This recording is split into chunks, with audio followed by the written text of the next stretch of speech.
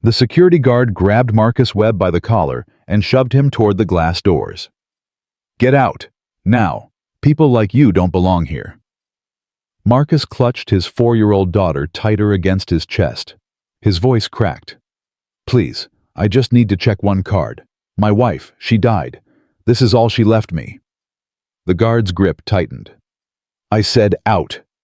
Then a woman's laugh cut through the marble lobby, cold, dismissive, cruel.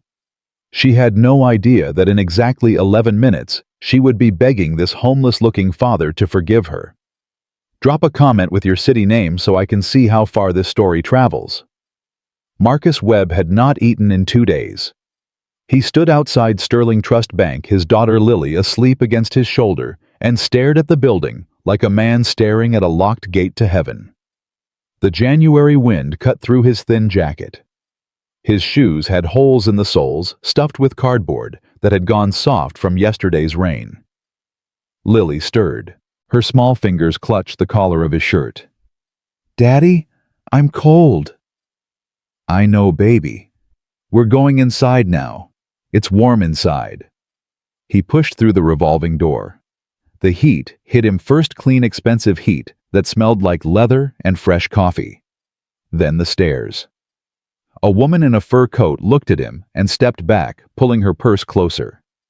A man in a gray suit wrinkled his nose like Marcus had tracked in something foul. Marcus kept walking. He approached the information desk, where a young woman with dark hair sat behind a computer. Her name tag read Maya. She looked up, and something flickered in her eyes, not disgust, but something close. Pity, maybe. "Can I help you?" Marcus reached into his pocket and pulled out a bank card. It was old, scratched, the silver logo faded from years of sitting unused in a drawer. "I need to check the balance on this card." Maya took it, turned it over. "Do you have an account with us, sir?" "I don't know. My wife?" His voice caught. He swallowed hard. "My wife left this to me. Before she died. I've never used it." Maya's expression softened. "I'm sorry for your loss. Let me see what I can do." She swiped the card through her terminal, frowned, swiped it again. "That's strange," she murmured. "What?" "The card is flagged for internal VIP access. I can't process it here." She looked up at him. "I need to take you to our private banking floor. Someone there can help you." Marcus felt his stomach drop. VIP.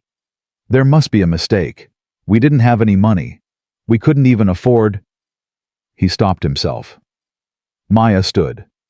"Follow me, please." She led him through a set of frosted glass doors down a hallway lined with oil paintings into an elevator that rose silently to the 3rd floor. When the doors opened, Marcus stepped into a world he had only seen in movies. Marble floors, crystal chandeliers, leather chairs that probably cost more than his car. Men and women in designer suits spoke in hushed voices, their watches glinting under the soft lights. Marcus held Lily tighter. She was still asleep, her breath warm against his neck.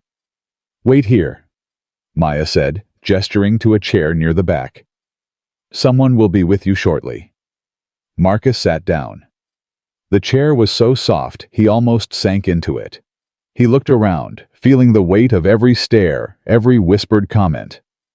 A man in a pinstriped suit leaned toward his companion. "Security should handle this. We can't have people like that wandering around up here." Marcus heard every word. He said nothing.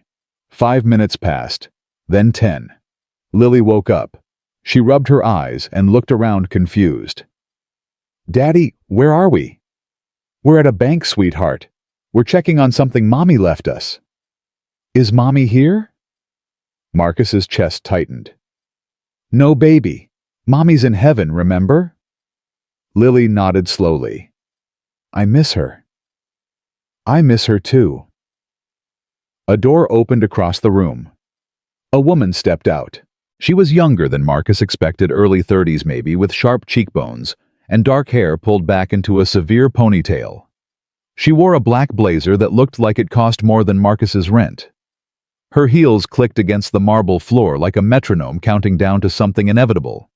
Her eyes swept over Marcus, the patched jacket, the worn shoes, the sleeping child with tangled hair.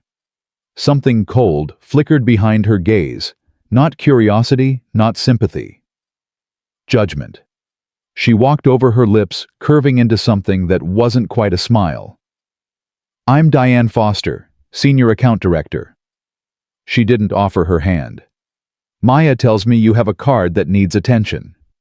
Marcus stood, adjusting Lily on his hip. "Yes, ma'am. I just need to check the balance." Diane's eyebrow arched. "You don't know the balance?" "No, my wife left it to me before she passed. I've never used it." "Your wife?" Diane's tone was flat. "And when did she pass?"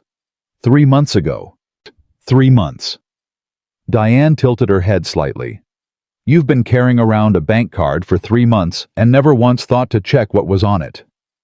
Marcus felt heat rise to his face. "I didn't think there was anything on it. We were broke. We couldn't even afford her treatment at the end." "Then why come in now?"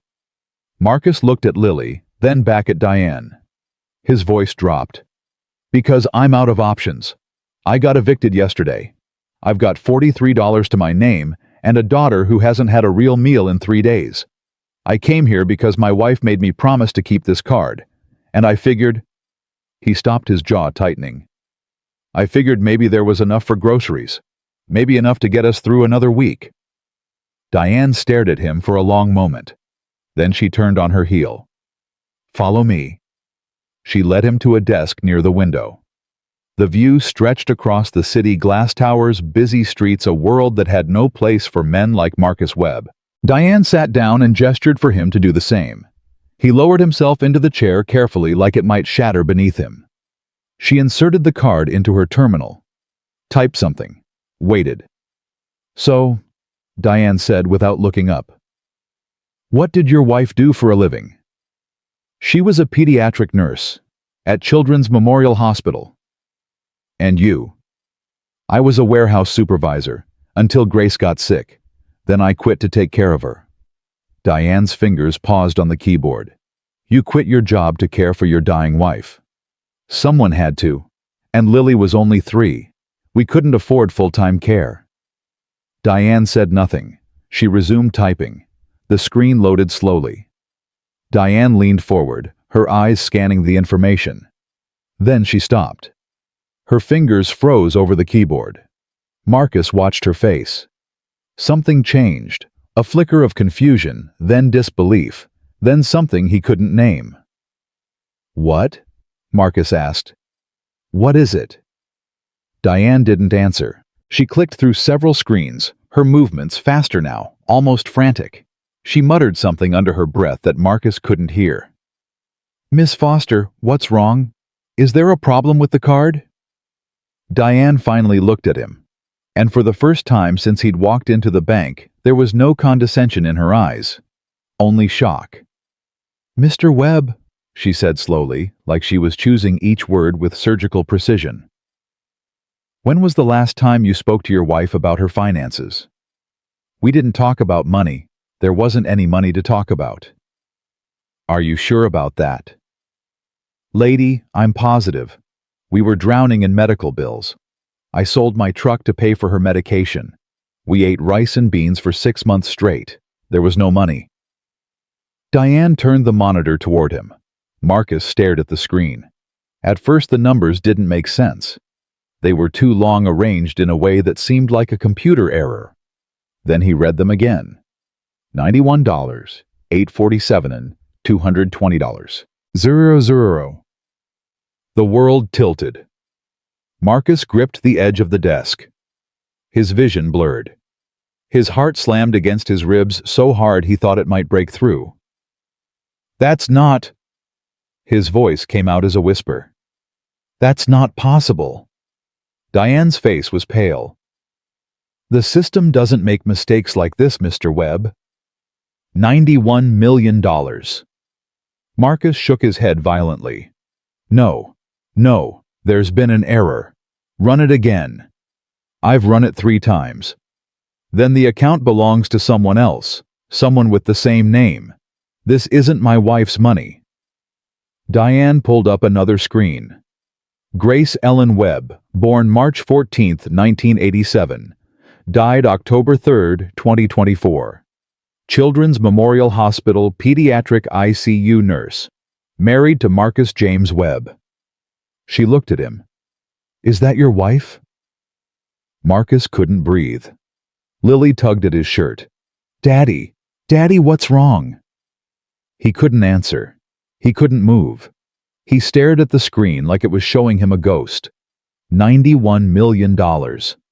Grace had been dying. They had been eating rice and beans. He had sold everything they owned, the truck, her jewelry, his father's watch, just to keep the lights on, and the whole time she had been sitting on a fortune. Why didn't she tell him? Why did she let them suffer, Mr. Webb? Diane's voice cut through the fog. "I need to get my supervisor. This account, there are protocols for situations like this."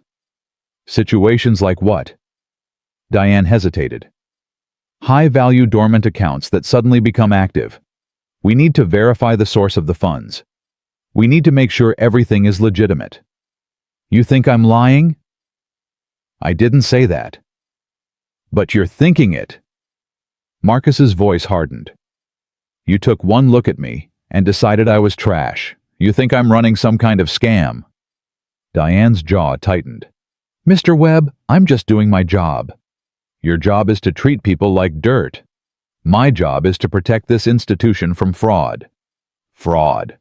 Marcus laughed bitterly. "Lady, I came in here hoping for enough money to buy my daughter a meal. You think I could fake $91 million? Before Diane could respond, a voice came from behind them. "Is there a problem here?"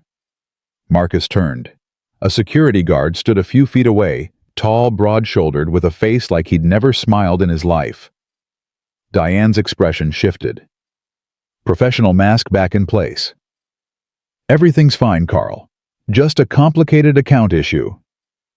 Carl looked at Marcus, at his worn clothes, at Lily clutching her father's shirt. "You sure? Because I've had complaints. Other clients feel uncomfortable." Marcus felt something snap inside him. "Uncomfortable? I'm making them uncomfortable."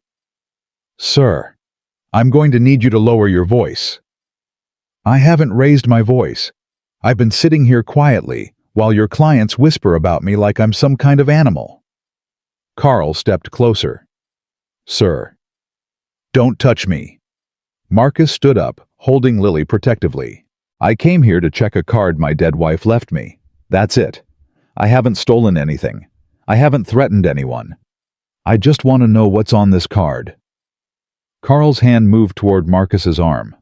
"I said don't touch me." "Sir, you need to calm down." "I am calm." Lily started crying. The sound cut through Marcus like a knife. He looked down at her tear-streaked face, at the fear in her eyes, and something broke inside him. He sank back into the chair. He pulled Lily against his chest and held her, his hand stroking her hair. "It's okay, baby. It's okay. Daddy's sorry. Daddy didn't mean to scare you." "I want Mommy," Lily sobbed. "I want Mommy." Marcus closed his eyes. He felt tears burn behind his eyelids. 3 months ago, Grace had died in their apartment holding his hand while Lily slept in the next room. Her voice had been so faint he'd had to press his ear to her lips to hear her. "Keep the card, Marcus. Promise me. Don't lose it." He had promised. He hadn't asked why. There hadn't been time. Now he understood. She had known. She had known the whole time what was on that card. And she had chosen not to tell him. But why? Carl stood awkwardly unsure what to do. Diane watched Marcus with an expression he couldn't read. Then a new voice cut through the tension. "What's going on here?" An older man approached, silver hair, expensive suit, the kind of calm authority that came from decades of power. His name tag read, Robert Crane, Senior Vice President. Diane stood quickly. "Mr. Crane, I was just about to call you. We have a situation." Crane looked at Marcus, at Lily still crying softly against his chest, at the security guard hovering nearby. "Carl, you can go. I'll handle this." "Sir, the other clients. I said I'll handle it. Carl hesitated, then walked away. Crane pulled a chair over and sat down across from Marcus. His voice was gentle. Mr. Webb, is it? Marcus nodded. I apologize for any distress you've experienced. Can you tell me what happened? Marcus took a shaky breath. My wife died 3 months ago. She left me this card. I came here to check the balance. He laughed bitterly. I was hoping for maybe a few $100s, enough for groceries. And instead there's $91 million, and I have no idea where it came from. Crane's eyebrows rose slightly. He looked at Diane. Is this accurate? Yes, sir. I've verified it 3 times. The account is real. The funds are real. But we don't know the source. Crane turned back to Marcus. Mr. Webb, do you have any idea how your wife could have accumulated this kind of wealth? No. We had nothing. We were broke. I don't understand any of this. Crane studied him for a long moment.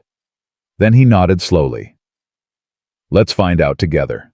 Miss Foster, pull up the full account history. Every deposit, every transaction. Let's see where this money came from. Diane's fingers flew across the keyboard. Pages of data scrolled across the screen. Crane leaned in, reading carefully. Marcus watched their faces, saw Diane's eyes widen, saw Crane's expression shift from curiosity to surprise to something that looked almost like awe. What? Marcus demanded. What is it? Crane sat back in his chair. He looked at Marcus with new eyes. Mr. Webb, have you ever heard of the Wellington Family Trust? No. The Wellingtons are one of the wealthiest families on the East Coast. Old money, very private, very powerful. What does that have to do with my wife?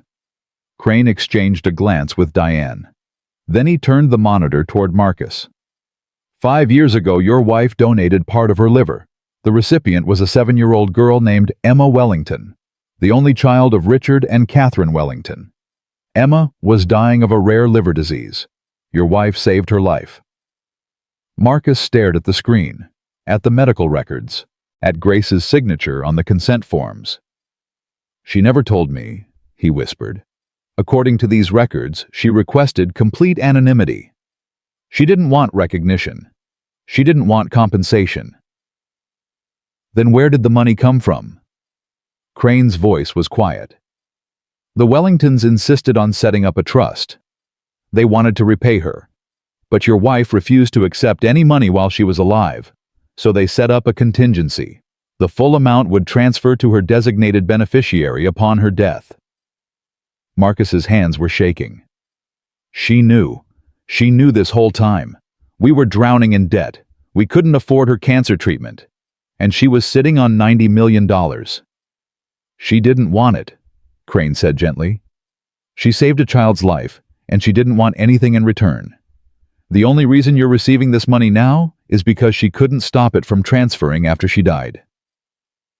Marcus looked down at Lily, still nestled against his chest.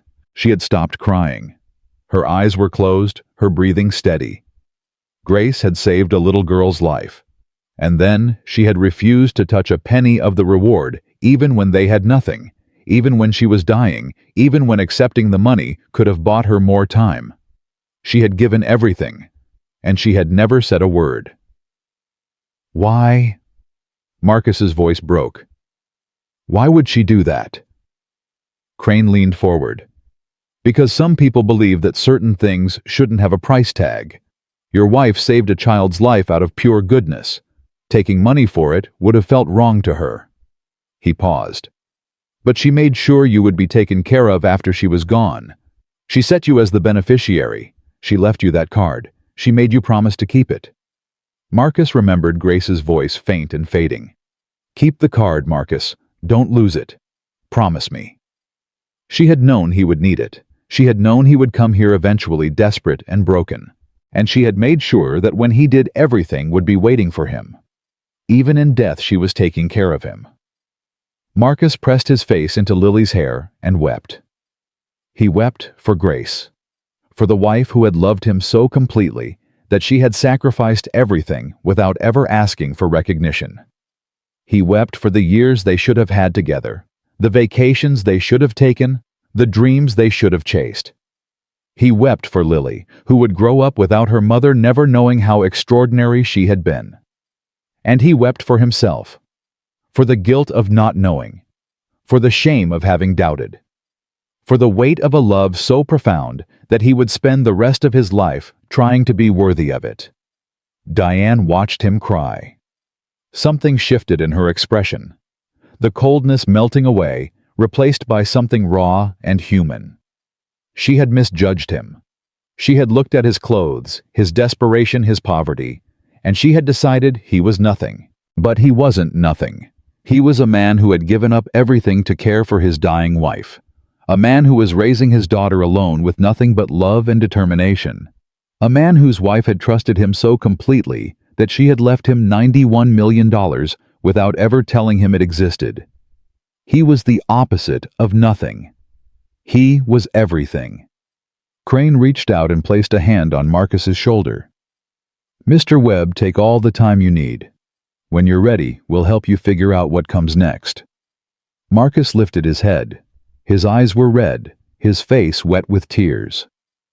But something had changed in them, a spark of something that hadn't been there before. Hope. "I don't know how to do this," Marcus said quietly. "I don't know anything about money, about investments, about any of this." "You don't have to know," Crane said. "That's what we're here for." Marcus looked at Diane. She held his gaze without flinching. "I'm sorry," she said quietly, "for how I treated you. I made assumptions. I was wrong." Marcus studied her for a long moment. Then he nodded slowly. "My wife used to say that everyone deserves a second chance. She believed that people could change." He looked down at Lily still sleeping peacefully in his arms. "She was the best person I ever knew, and she believed in grace, in forgiveness, in seeing the good in people, even when they didn't show it." He looked back at Diane. "So I'm going to give you that second chance, because that's what Grace would want." Diane's eyes glistened. She nodded, unable to speak. Crane stood up. "Mr. Webb, let's get you and your daughter something to eat. Then we'll start the process of transferring everything into your name." Marcus rose slowly, Lily still in his arms. He looked around the room at the marble floors, the crystal chandeliers, the wealthy clients who had whispered about him like he was beneath them. None of it mattered anymore, because Grace had given him something worth more than $91 million. She had given him proof that love, real love, selfless love, sacrificial love, was the most powerful force in the universe, and he would spend the rest of his life honoring that gift. Crane led Marcus through a set of mahogany doors into a private conference room. The table was long enough to seat 20 people, but only 4 chairs were occupied. Crane at the head. Diane to his right, Marcus holding Lily across from her, and a woman Marcus hadn't seen before. "This is Helen Park," Crane said. "She's our head of compliance. Given the size of this account, we need her involved." Helen Park didn't smile. She was maybe 50 with steel gray hair cut short and glasses that made her eyes look twice their size. She studied Marcus the way a scientist studies a specimen. "Mr. Webb?" Her voice was flat. "I've reviewed the preliminary documentation. Before we proceed, I need to ask you some questions." Marcus shifted Lily to his other arm. "Okay. Did you have any knowledge of this account prior to today?"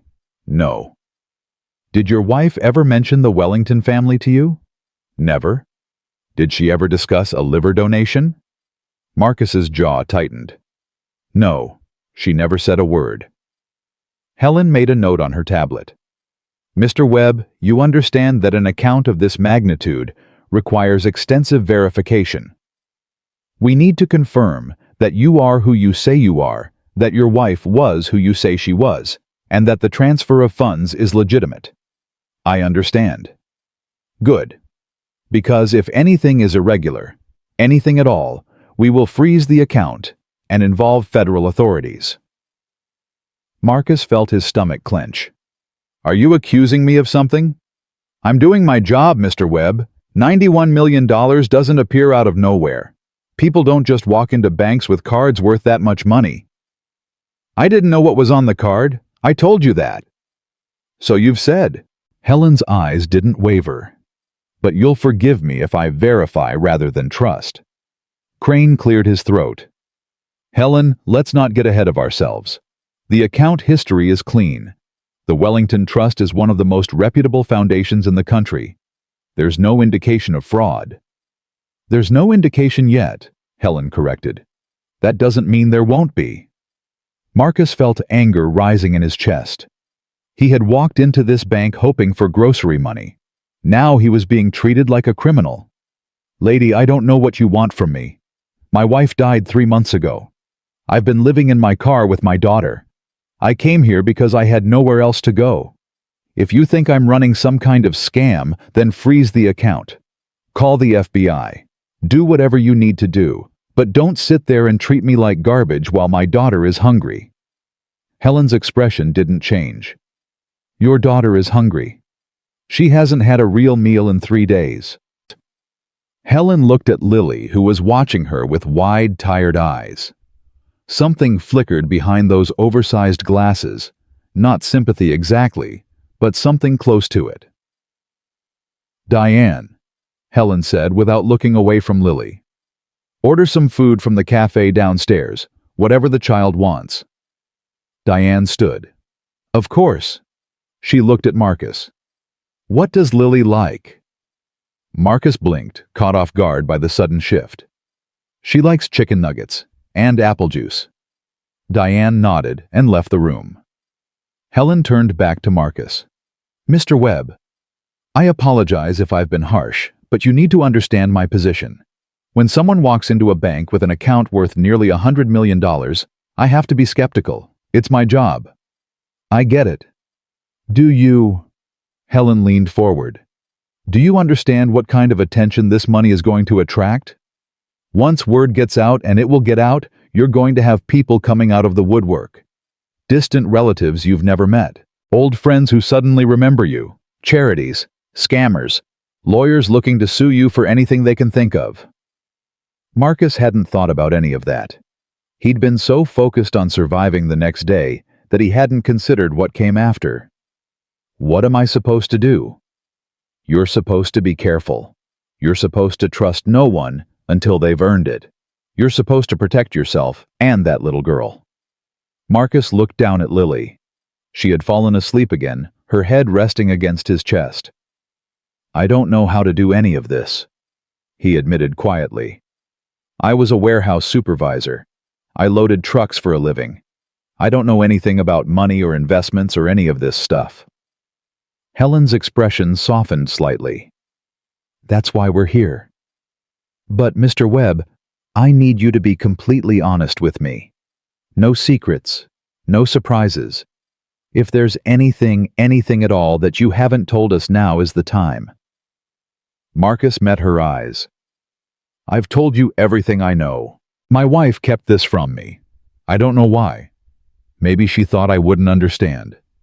Maybe she wanted to protect me. I don't know. But I'm not hiding anything. Helen studied him for a long moment. Then she nodded slowly. All right. Let's proceed. The next 2 hours were a blur of paperwork and questions. Marcus signed document after document, each one explained carefully by Crane or Helen. Diane returned with food for Lily, who woke up long enough to eat chicken nuggets and drink her apple juice before falling asleep again in a chair that cost more than Marcus's monthly rent used to be. They verified his identity with 3 different forms of ID. They pulled up Grace's death certificate, their marriage license, Lily's birth certificate. They cross-referenced everything with hospital records, employment history, tax returns. Through it all, Marcus answered every question honestly. He had nothing to hide. He had come here with nothing, expected nothing, and found everything. By the time they finished, it was past 4 in the afternoon. Marcus's head was pounding. His eyes burned from exhaustion. But the account was verified. The money was real, and it was his. Mr. Webb, Crane said, gathering the final stack of papers. Everything is in order. The account will be fully transferred to your name by tomorrow morning. In the meantime, we've set up a temporary checking account with $50,000 for your immediate needs. $50,000. Marcus almost laughed.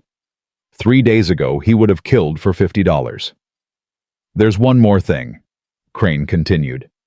The Wellington family has been notified of the transfer. It's standard protocol. They established the trust, so they receive updates on any major transactions. Marcus tensed. Do they know about me? They know the funds have been claimed by the designated beneficiary. They don't know your name or location. But, Crane hesitated.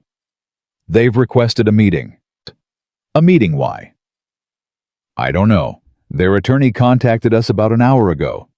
They want to meet the person their daughter's savior chose to leave everything to. Marcus felt a chill run through him. I don't want anything to do with them. You don't have to meet them. The money is yours regardless. But I wanted you to know that they asked. Marcus thought about it. These were the people who had given Grace $91 million for saving their daughter. They had respected her wish for anonymity. They had set up the trust exactly the way she wanted. Maybe they weren't bad people. Maybe they just wanted to thank him. Or maybe they wanted something else. I'll think about it, Marcus said. Crane nodded. Take your time. There's no pressure. Diane stood and walked over to Marcus. She handed him a business card. My direct line, she said. If you need anything at all, call me. Marcus looked at the card, then at her. The woman who had laughed at him this morning was offering him her personal number. Why? He asked. Diane's expression flickered. Because I was wrong about you. And because...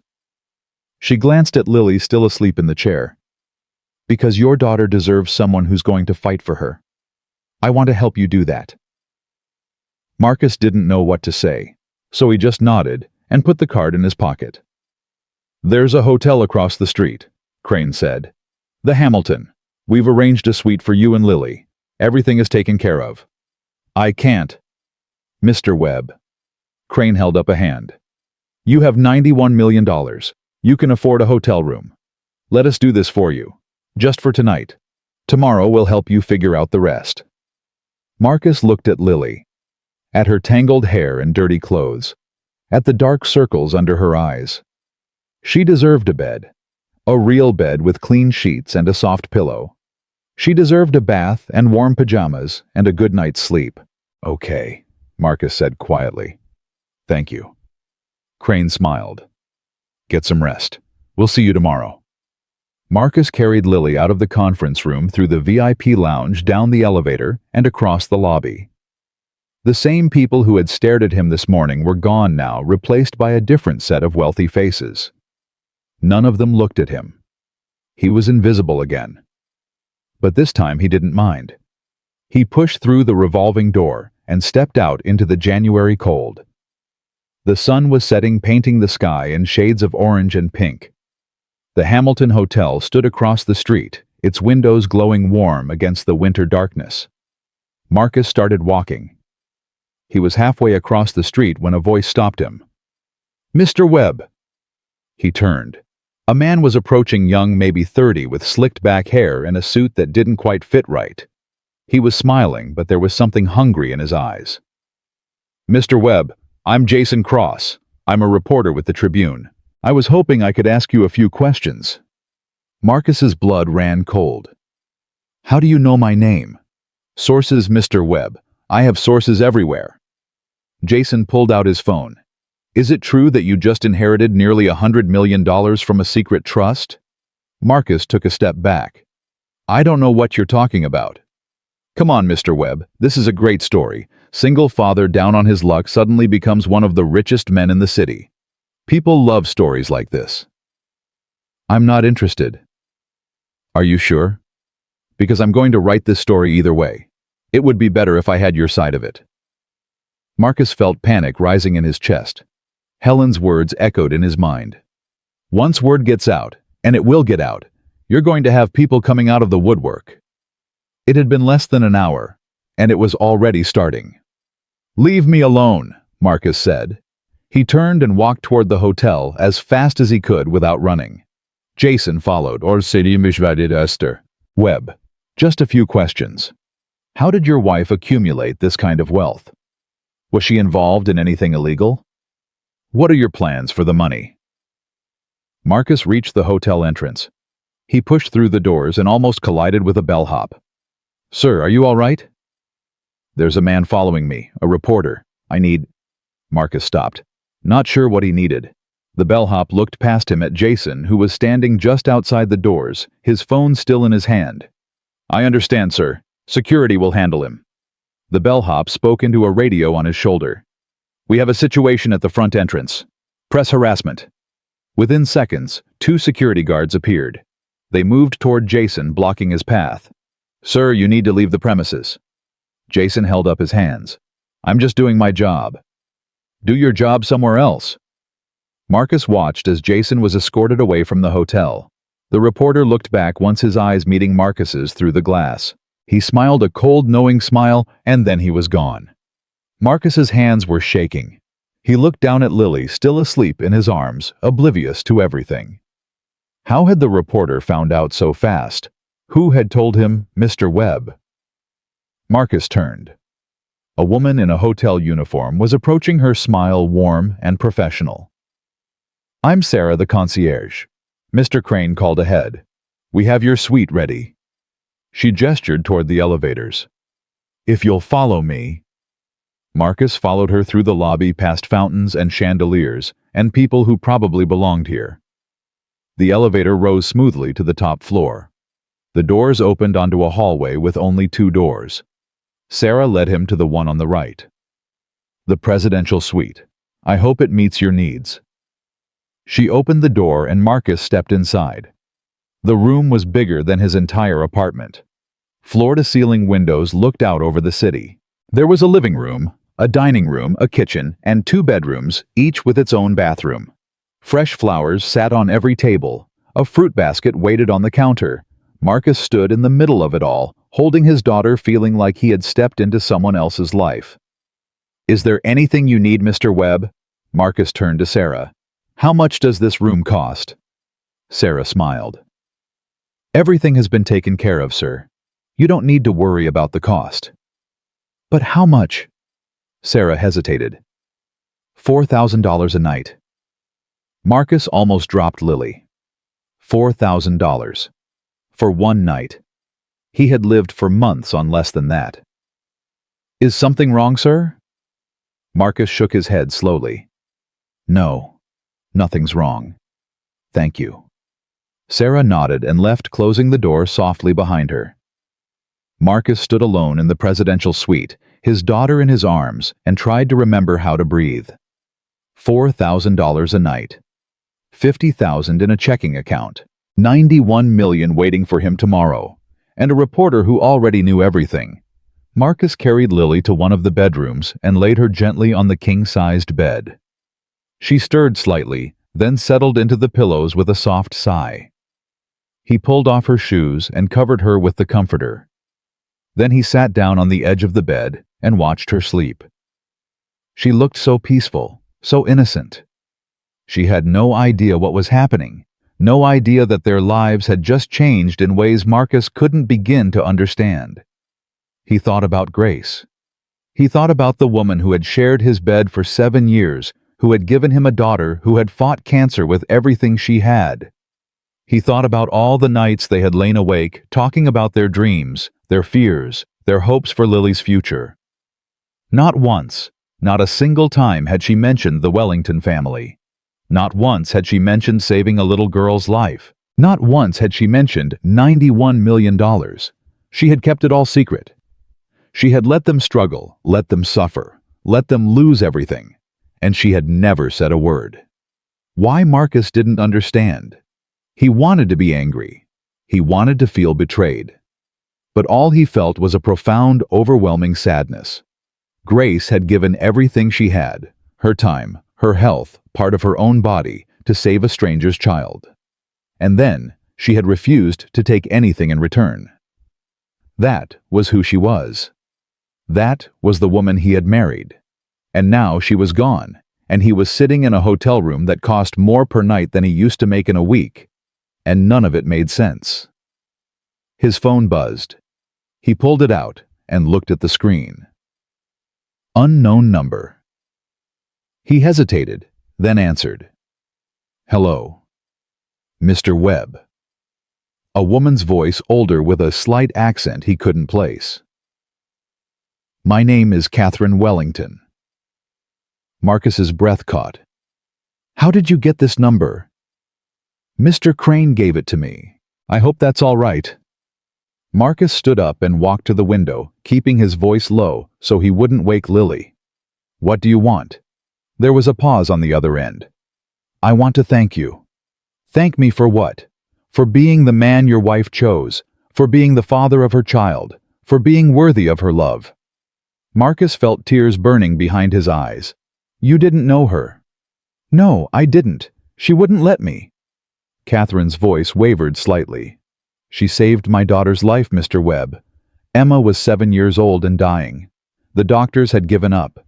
We had tried everything, every treatment, every specialist, every miracle cure we could find. Nothing worked. And then your wife appeared like an angel sent from heaven. She gave Emma part of her liver. She gave her a chance to live. Marcus closed his eyes. She never told me. I know. She made us promise never to contact her. She said she didn't want recognition. She said she just wanted to help. We tried to give her money. We would have given her anything, but she refused. She said saving Emma was enough. Then why the trust? Why $91 million? Catherine's voice broke. Because we couldn't let it go. We couldn't let her save our daughter's life and give her nothing in return. So we set up the trust. We told ourselves that even if she never used the money, it would be there. And if something happened to her... Catherine paused. If something happened to her, it would go to whoever she loved most. Marcus pressed his forehead against the cold glass of the window. She was sick for 2 years. We couldn't afford her treatment. We lost everything. And the whole time this money was just sitting there. I know, and I'm sorry. We wanted to help. We begged her to let us help. But she refused every time. She said the money wasn't for her. She said it was for after. After. After she was gone. For you. For your daughter. She knew she was dying, Mr. Webb, and she wanted to make sure you would be okay. Marcus's chest heaved. He pressed his free hand against the window, steadying himself. I don't understand, he whispered. I don't understand why she did this. Because she loved you. More than anything. More than money. More than her own life. Catherine's voice was thick with emotion. She told me once, the only time she ever spoke to me directly, she told me that you were the best man she had ever known. That Lily was the greatest gift she had ever received. That the two of you were her whole world. Marcus felt tears streaming down his face. He didn't try to stop them. I miss her, he said. God, I miss her so much. I know. And I'm sorry. I wish I could bring her back. I wish I could give you more than money. Catherine paused. But money is all I have. So please, Mr. Webb, please take it. Please use it to build the life she wanted for you. Please honor her memory by being the father Lily deserves. Marcus wiped his eyes with the back of his hand. Why are you calling me? What do you want? I want to meet you. I want to meet the man my daughter's savior loved. Her voice softened. And I want you to meet Emma. She's 12 now. Beautiful, healthy, full of life. Because of your wife. Marcus thought about Grace. About the secret she had kept for years. About the sacrifice she had made without ever asking for recognition. She had saved a little girl's life. And that little girl had grown up. Had lived. Had thrived. Because of Grace. Okay, Marcus said quietly. I'll meet you. Thank you, Mr. Webb. You don't know what this means to me. Call me Marcus. There was a smile in Catherine's voice. Thank you, Marcus. I'll have my assistant contact you to arrange the details. Mrs. Wellington. Yes. Marcus looked back at Lily, still sleeping peacefully on the bed. Thank you. For setting up the trust. For making sure Grace's wish was honored. For everything. It was the least we could do. Your wife saved my daughter's life. I would have given her the world if she had let me. They said goodbye and hung up. Marcus stood at the window for a long time, watching the lights of the city below, thinking about Grace and Emma, and all the threads that connected them. His phone buzzed again. A text message from an unknown number. This is Jason Cross from the Tribune. I'm running the story tomorrow with or without your comment. Last chance to tell your side. Marcus stared at the message. His heart started pounding again. He thought about calling Crane about asking for help, but it was almost 9 o'clock. Too late to bother anyone. He thought about calling Diane. She had given him her card, told him to call if he needed anything. He pulled out her card and dialed the number. She answered on the second ring. Mr. Webb. There's a reporter, Jason Cross. He knows about the money. He's running a story tomorrow. Diane was silent for a moment. How much does he know? Everything, I think. He said he has sources. Someone inside the bank. Diane's voice hardened. I'll handle it. How? I have lawyers on retainer who specialize in situations like this. They can file an injunction, delay the story, maybe kill it entirely. Can they do that? They can try. But Mr. Webb, Marcus, you need to understand something. This story is going to come out eventually. You can't hide $91 million forever.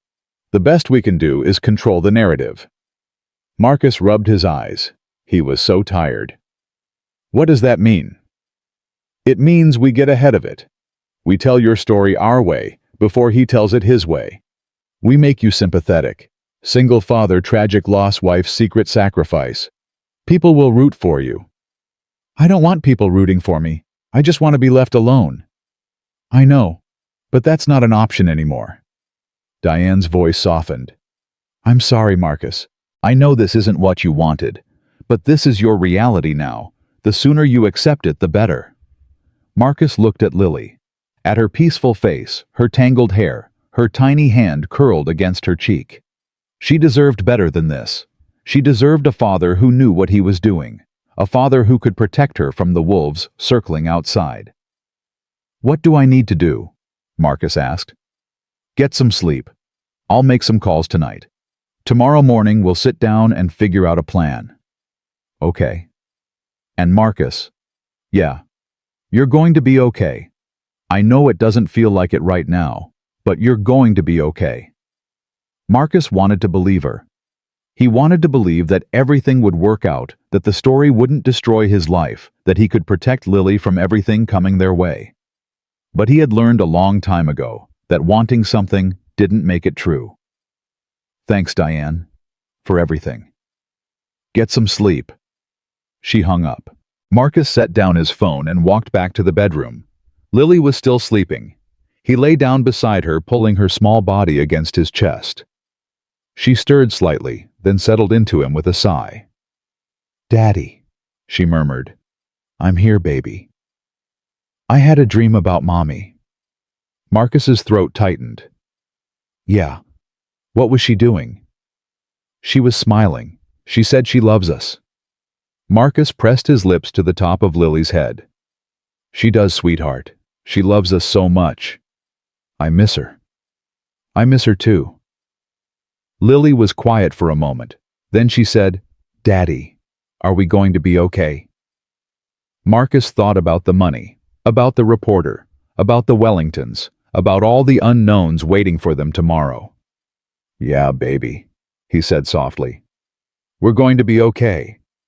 He held her until she fell asleep. Then he lay there in the darkness, staring at the ceiling, listening to her breathe. $91 million. A reporter with sources. A family who wanted to meet him. A world that was about to turn upside down. Marcus had walked into that bank this morning with nothing. Now he had everything. And he had never been more terrified in his life. Marcus woke to the sound of his phone ringing. He reached for it blindly, his eyes still heavy with sleep. The screen showed Diane's name. He answered. "Turn on the news." Her voice was tight. Marcus sat up slowly, careful not to wake Lily. "What channel?" "Any channel. It's everywhere." He found the remote on the nightstand and turned on the television. A morning news anchor was speaking, her face grave with the kind of practiced concern that came from years of delivering other people's tragedies. The story that has captivated the city overnight. A homeless single father walked into Sterling Trust Bank yesterday morning and discovered he had inherited nearly $100 million from his late wife. Sources inside the bank confirmed that Marcus Webb, 34, was living in his car with his 4-year-old daughter when he made the discovery. Marcus felt the blood drain from his face. The screen showed a photo of him, God knows where they got it, looking haggard and desperate. Next to it, a photo of Grace from years ago, smiling in her nurse's uniform. Webb's wife, Grace Webb, reportedly saved the life of a child from one of the wealthiest families in the country by donating part of her liver. She kept the act secret from her husband and refused all compensation. The money was held in trust until her death 3 months ago from cancer. Marcus couldn't breathe. They knew everything, every detail, every secret. The Wellington family has declined to comment, but sources close to the family say they are deeply concerned about the publicity. Meanwhile, Jason Cross of the Tribune broke the story early this morning, citing multiple sources inside Sterling Trust Bank. The anchor moved on to another story. Marcus turned off the television. His phone was ringing again. He looked at the screen, unknown number. Then another call. Then another. His phone lit up with notifications, missed calls, voicemails, text messages from numbers he didn't recognize. Lily stirred beside him. "Daddy. What's wrong?" Marcus forced himself to breathe. "Nothing, sweetheart. Everything's fine." "Why is your phone making so much noise?" "I'm going to turn it off for a little while, okay?" He powered down the phone and set it on the nightstand. "Let's get you some breakfast." He helped Lily wash her face and brush her teeth with the complimentary toiletries the hotel had provided. She was still wearing the same clothes from yesterday, but at least she was clean. At least she was safe. The hotel phone rang. Marcus hesitated, then picked it up. "Hello?"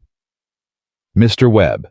This is Sarah at the front desk. I'm sorry to disturb you, but there are several reporters in the lobby asking to speak with you. Security is holding them back, but they're quite persistent." Marcus closed his eyes. "Don't let anyone up." "Of course, sir. Is there anything else you need?" "Can you have breakfast sent up for my daughter?" "Right away, sir. What would she like?" Marcus looked at Lily, who was sitting on the bed watching him with worried eyes. "Pancakes. With chocolate chips if you have them." "We'll have it up in 15 minutes." Marcus hung up. He walked over to Lily and knelt down in front of her. "Hey, baby girl, I need to tell you something." Lily's eyes widened. "Are we in trouble?" "No, sweetheart. We're not in trouble. But some people want to talk to Daddy today. A lot of people. And they might say things about Mommy." "What kind of things?" Marcus took her small hands in his. "Good things. Mommy did something very special before she got sick. She helped save a little girl's life. And some people want to know about it." Lily's face lit up. "Mommy saved someone?" "She did. She was very brave. Like a superhero." Marcus smiled despite everything. "Yeah, baby, like a superhero." There was a knock at the door. Marcus stood and looked through the peephole. A hotel employee with a room service cart. He opened the door, took the tray, and thanked the woman. Lily's eyes went wide when she saw the stack of pancakes covered in chocolate chips. "Daddy, look." "I see. Eat up, sweetheart." While Lily ate, Marcus turned his phone back on. It immediately started buzzing with notifications. He ignored them and called Diane. "I saw the news," he said when she answered. "I know. I'm sorry, Marcus. We tried to stop it, but Cross had too much information. The injunction couldn't hold." "How did he get all of it?" "The details about Grace. The donation, everything. Diane was silent for a moment. We're investigating. Someone inside the bank talked. When we find out who, they'll be terminated and prosecuted. That doesn't help me now. I know. But Marcus, we need to get ahead of this. The story is out there. The only thing we can control now is how you respond. I don't want to respond. I want to disappear. That's not an option anymore. Every news outlet in the country is trying to find you. If you stay silent, they'll fill in the blanks themselves. They'll make up whatever story gets the most clicks. Marcus rubbed his eyes. What do you want me to do? I want you to give an interview. One interview to a journalist we choose on our terms. You tell your story, the real story. The struggling father, the sick wife, the secret sacrifice. You make people understand who Grace was and why she did what she did. And if I don't, then Jason Cross and people like him will define your story for you. And trust me, Marcus, you don't want that. Marcus looked at Lily happily eating her pancakes, chocolate smeared across her cheeks. She had no idea what was happening. No idea that her life was about to be turned inside out. Fine, Marcus said. Set it up. Good. I'll make some calls. In the meantime, stay in the hotel. Don't talk to anyone. What about the Wellingtons Mrs. Wellington wanted to meet today? Diane paused. I'd hold off on that, at least until we get the media situation under control. She already knows about the story. She's probably seen the news. Which is exactly why you should wait. The last thing you need is to be photographed meeting with one of the wealthiest families in America. It'll look like what? Like you're cashing in. Like you're using Grace's death to climb the social ladder. Marcus felt anger flare in his chest. That's not what this is. I know that. You know that. But the public doesn't know that. They see a homeless man who suddenly has $100 million meeting with the family who gave him the money. What do you think they're going to assume? Marcus wanted to argue, but he knew she was right. He had seen how quickly people judged him at the bank. He had seen the looks, heard the whispers. The world had already decided who he was. Fine, I'll wait. Good. I'll call you back in an hour with details about the interview. She hung up. Marcus set down his phone and watched Lily finish her pancakes. His phone buzzed. A text message from Catherine Wellington. I've seen the news. I'm so sorry this happened. Please know that my family had nothing to do with the leak. We would never betray Grace's memory like that. Marcus stared at the message. He wanted to believe her. He wanted to believe that not everyone in the world was out to use him. He typed a response. I believe you, but I can't meet today. Too many reporters. The reply came quickly. I understand. But Marcus, there's something you need to know. Something the reporters don't have. Something about Grace. Marcus's heart started pounding. What is it? Not over text. It needs to be in person. Can you come to my home? I'll send a car. Private entrance. No one will see you. Marcus hesitated. Diane had told him to wait. Diane had told him not to go anywhere. But Catherine Wellington knew something about Grace. Something important. What time? Marcus typed. 2 o'clock. I'll send the address. Marcus looked at Lily. Hey, baby girl. How would you feel about going on a little adventure today? Lily's face lit up. What kind of adventure? We're going to meet some nice people. Friends of Mommy's. Mommy's friends? That's right. Lily bounced on the bed. Can I bring my bear? Marcus smiled. You can bring your bear. At exactly 2 o'clock, a black sedan pulled up to the service entrance of the hotel. Marcus carried Lily through the kitchen, past confused staff members and out the back door. A driver in a dark suit held the door open for them. Mr. Webb, Mrs. Wellington is expecting you. Marcus buckled Lily into the back seat and climbed in beside her. The car pulled away smoothly, gliding through the city streets like a ship through calm water. Lily pressed her face against the window. Daddy, look at all the tall buildings. I see them, sweetheart. Are Mommy's friends rich? Marcus hesitated. I think so, baby. Are we rich now too? Marcus didn't know how to answer that. He was still trying to understand what rich even meant. Yesterday, he had been counting pennies for gas. Today, he had more money than he could spend in 10 lifetimes. We're going to be okay, Marcus said finally. That's what matters. The car turned onto a tree-lined street and stopped in front of a gate. The driver spoke into an intercom, and the gate swung open. They drove up a long driveway and stopped in front of a house that looked more like a palace. Marcus's throat tightened. This was where Grace's money had come from. This was the family she had saved. The driver opened the door. Marcus lifted Lily out and set her on the ground. She clutched her one-eared bear and stared up at the house with wide eyes. It's so big, Daddy. It is. The front door opened, and a woman stepped out.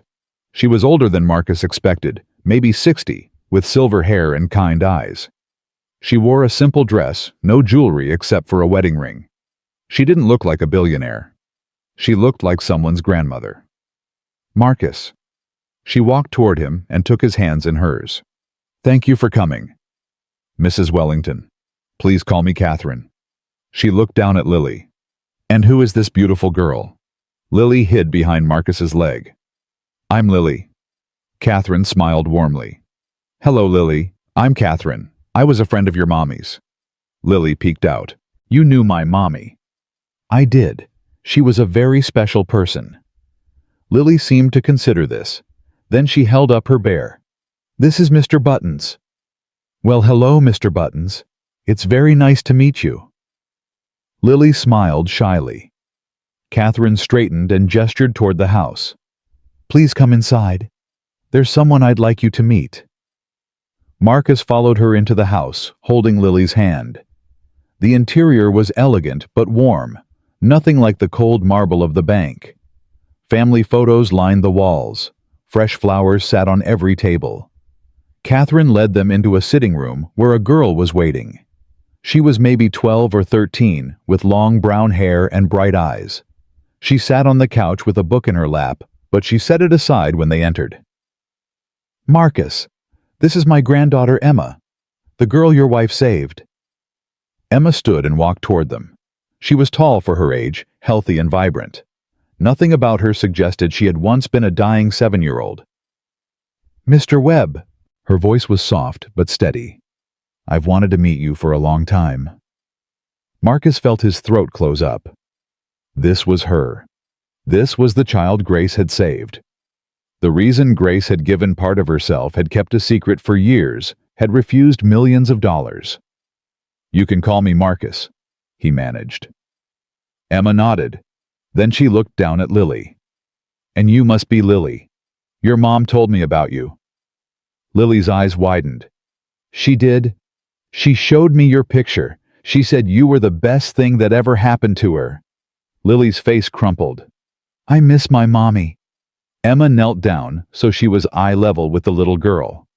I know. I miss her too. She was the bravest person I ever met. You knew her. I only met her once, but she saved my life. Emma took Lily's hand gently. I was very sick when I was little. The doctors said I was going to die. But your mommy helped me. She made me better. Lily looked up at Marcus' confusion and pride warring on her small face. Mommy saved her daddy. Marcus nodded, unable to speak. Emma squeezed Lily's hand. Would you like to see my room? I have a lot of stuffed animals. Maybe Mr. Buttons would like some friends. Lily looked at Marcus for permission. He nodded. Go ahead, sweetheart. I'll be right here. Emma led Lily out of the room, chattering about her stuffed animal collection. Catherine watched them go, her eyes glistening. She's a remarkable girl, Catherine said quietly. Because of your wife, she gets to grow up. She gets to have a life. Marcus sank into a chair. Mrs. Wellington. Catherine, you said you had something to tell me. About Grace. Catherine sat down across from him.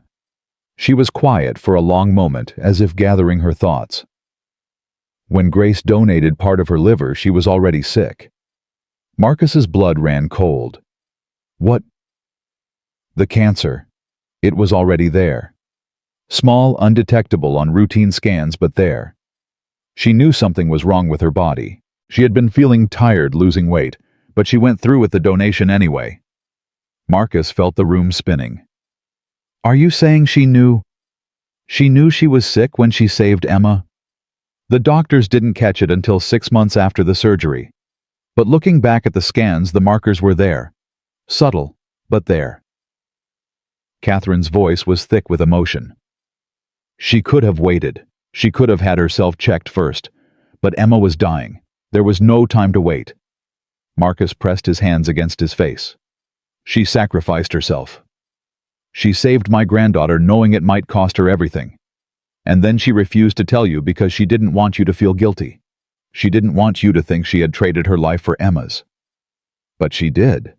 She did trade her life. No. Catherine leaned forward. The cancer would have killed her regardless. The doctors were clear about that. But the donation, the stress on her body, it accelerated things.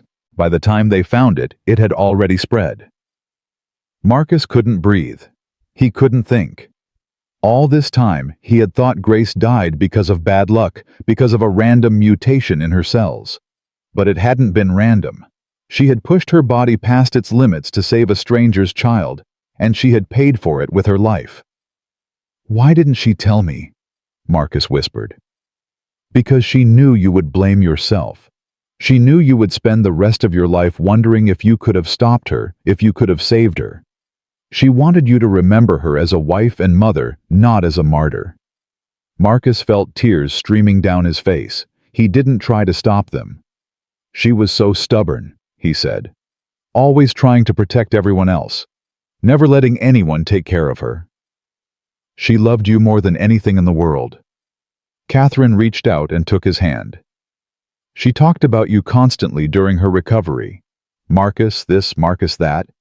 How you made her laugh. How you looked at her like she was the most beautiful woman in the world. How you held Lily for the first time and cried. Marcus laughed through his tears. I cried like a baby. She said it was the most beautiful thing she'd ever seen. They sat in silence for a moment. Marcus wiped his eyes with the back of his hand. The money, he said. Why so much?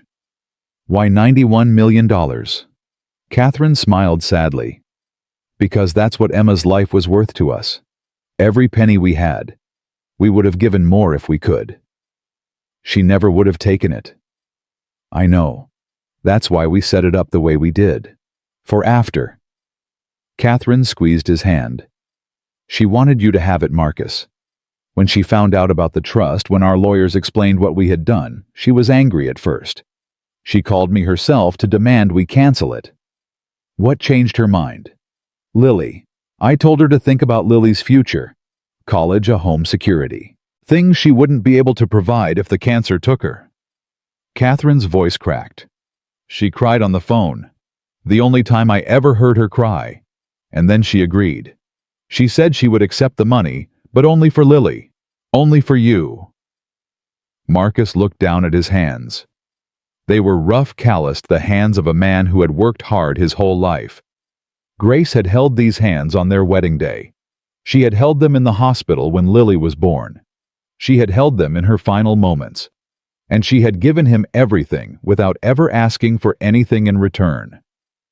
I don't know what to do, Marcus admitted, with any of this. The money, the reporters, the attention. I just wanted to take care of Lily. I just wanted to survive. Catherine stood and walked to a desk near the window. She opened a drawer and pulled out an envelope. Grace left this with us. She asked me to give it to you if you ever came. Marcus took the envelope. His name was written on the front in Grace's handwriting. I'll give you some privacy, Catherine said. She walked out of the room and closed the door softly behind her. Marcus stared at the envelope for a long time. His hands were shaking. He wasn't sure he was ready for whatever was inside. But Grace had left it for him. She had wanted him to have it. He opened the envelope and pulled out a letter. My dearest Marcus, If you're reading this, then I'm gone and you've discovered my secret. I'm sorry I kept it from you. I'm sorry for all the lies, all the things I didn't say. I hope someday you can forgive me. I want you to know why I did it. Not for the money, I never cared about the money. I did it because a little girl was dying and I could help. Because I looked at Emma and saw Lily. Because I couldn't stand by and do nothing when I had the power to save her. The cancer was already there when I made the donation. I didn't know for sure, but I felt it. Something was wrong inside me. I could have waited, could have gotten checked first. But Emma didn't have time to wait. So I made a choice. I don't regret it. Not for a single second. I got to save a child's life. I got to give her parents more years with their daughter. I got to do something that mattered. But I do regret the pain I've caused you. I regret the secrets. I regret leaving you to face all of this alone. Please don't be angry. Please don't spend the rest of your life wondering what could have been. The cancer would have killed me anyway. All the donation did was give me less time. And honestly, Marcus, I wouldn't trade those years I had with you and Lily for anything. You were my everything. From the moment I met you in that coffee shop with your terrible jokes and your beautiful smile, I knew I wanted to spend my life with you. And I did. Every single day we had together was a gift. Take care of Lily. Love her the way I love her. Give her the life we dreamed about, the house with the big yard, the dog, the vacations to the beach. She deserves all of it. And so do you. Don't be afraid of the money. It's not a burden. It's a gift. Use it to build something beautiful. Use it to honor the life we built together. And Marcus, find someone to love again. Don't close yourself off. Don't spend the rest of your life mourning me. You have so much love to give, and Lily needs to see what a healthy relationship looks like. I'll be watching over you. Both of you. Always. With all my love, forever and ever, Grace. Marcus read the letter 3 times. Each time the words blurred more as tears filled his eyes. She had known. She had known she was dying, and she had done it anyway. She had given her life to save a stranger's child, and then she had spent her final years making sure Marcus and Lily would be taken care of. He folded the letter carefully and pressed it against his chest. I love you, Grace, he whispered. I love you so much. The door opened, and Lily came running in, her face bright with excitement. Daddy! Daddy, Emma has so many stuffed animals, and she said I could have one. Can I? Daddy, can I? Marcus wiped his eyes quickly. Of course, sweetheart. Emma appeared in the doorway, a small stuffed elephant in her hands. I hope it's okay. I thought she might like this one. Marcus stood and walked over to them. He put his hand on Emma's shoulder. Thank you, he said quietly. For everything. Emma looked up at him, her eyes bright with understanding beyond her years. Thank you, she said, for sharing her with us. Marcus pulled Lily close and held her tight. He looked at Emma, at the healthy, vibrant girl his wife had saved, and he felt something shift inside him. Grace was gone. But she had left behind something beautiful. She had left behind life. And Marcus was going to spend the rest of his days making sure that life meant something. Catherine appeared beside Emma. Will you stay for dinner? Emma would love to spend more time with Lily. Marcus thought about Diane, about the interview she was setting up, about the reporters still circling like vultures. I'd like that, he said. We'd both like that. Catherine smiled and put her arm around Emma. Then let's eat.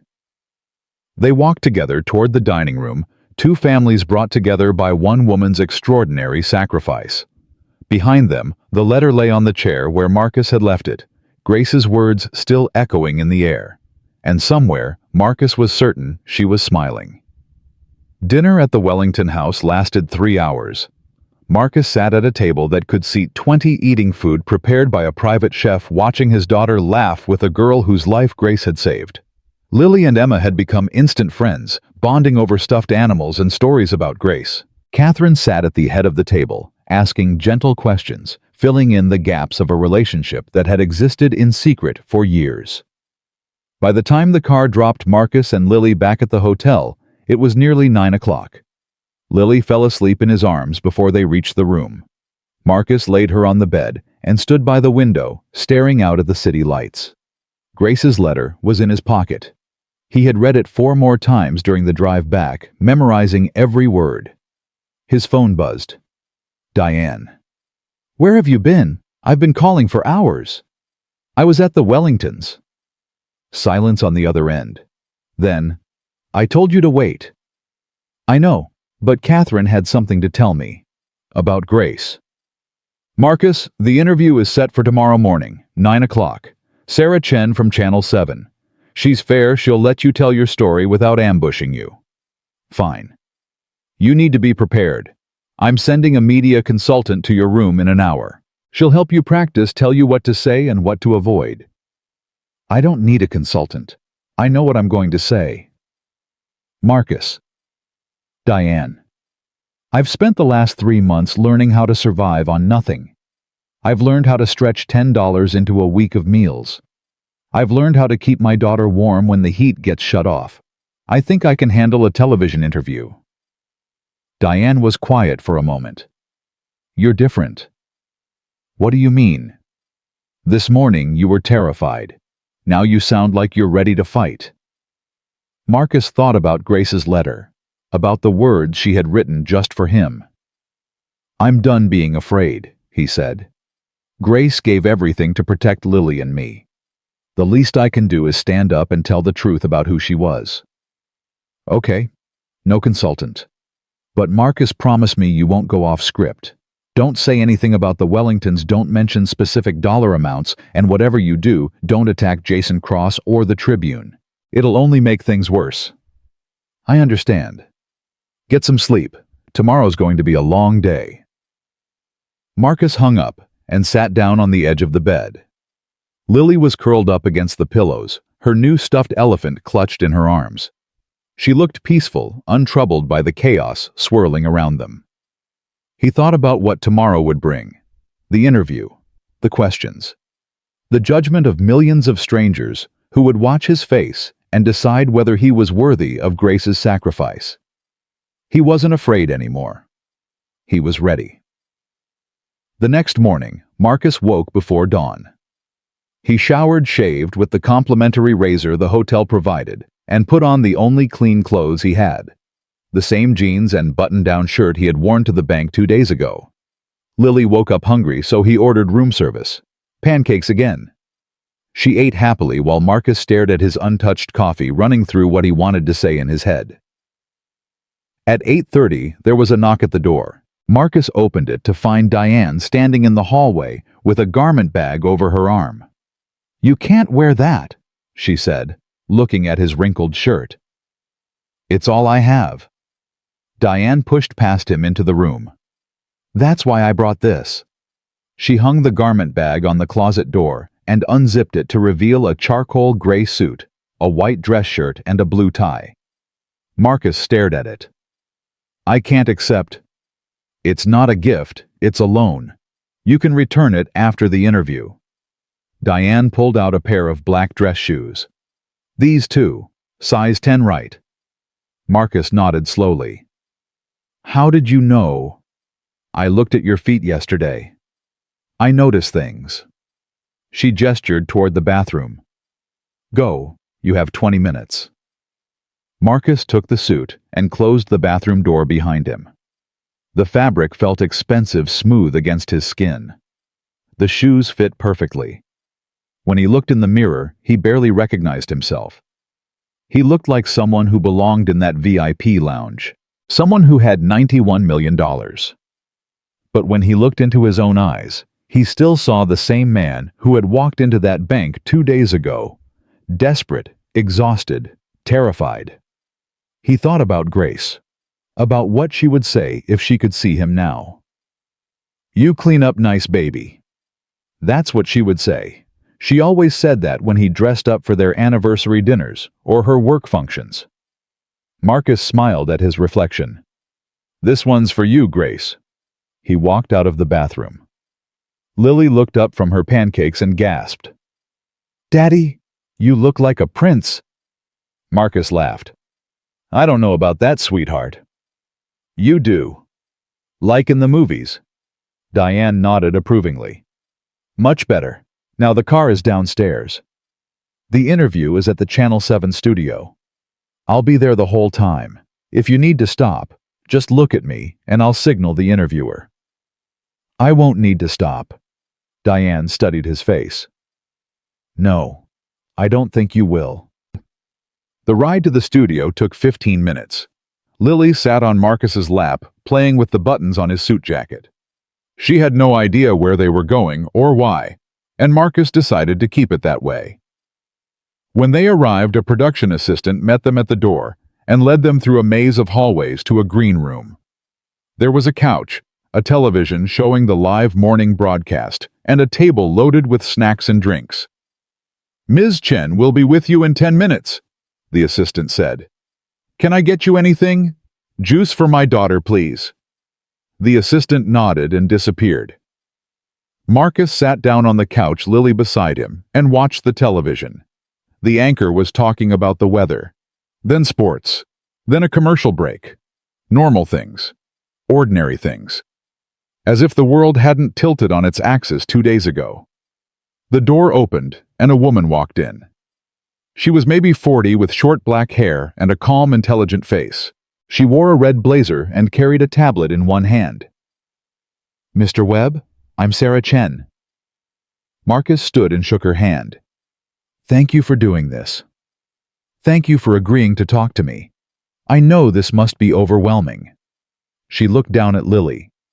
And who is this? This is my daughter, Lily.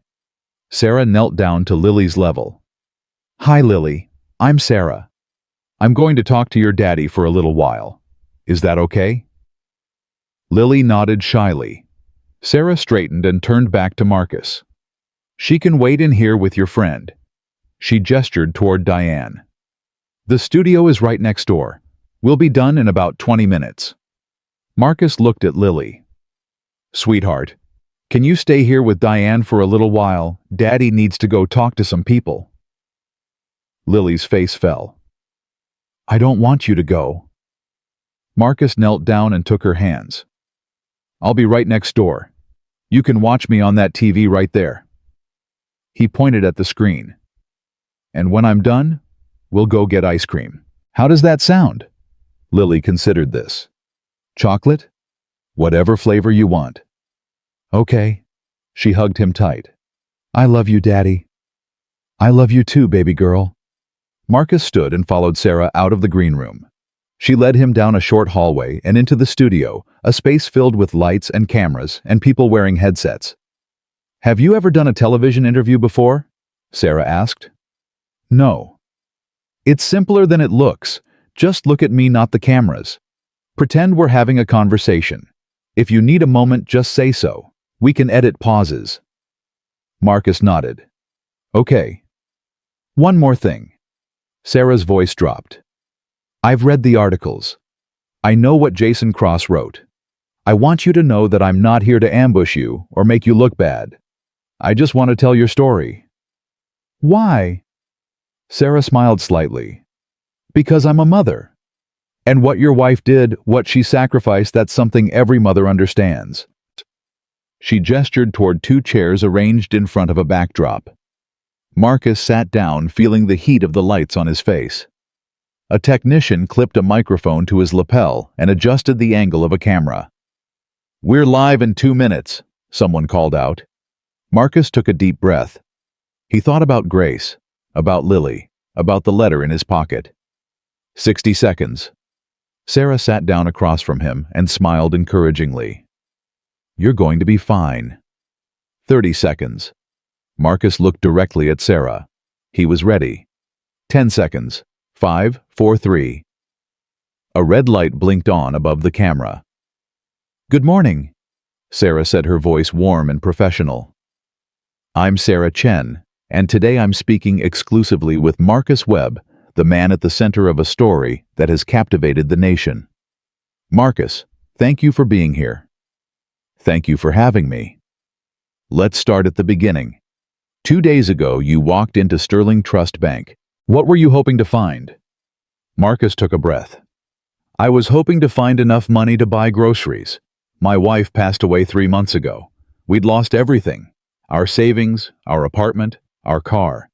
I was living in my vehicle with my 4-year-old daughter. I walked into that bank with a card my wife had given me before she died, hoping maybe there was $100 on it, maybe 200. And instead, there was $91 million. Sarah let the number hang in the air. You had no idea this money existed. None. My wife never said a word about it. For our viewers who may not know the full story, where did this money come from? Marcus clasped his hands together. 5 years ago, my wife Grace donated part of her liver to save a 7-year-old girl. The girl was dying.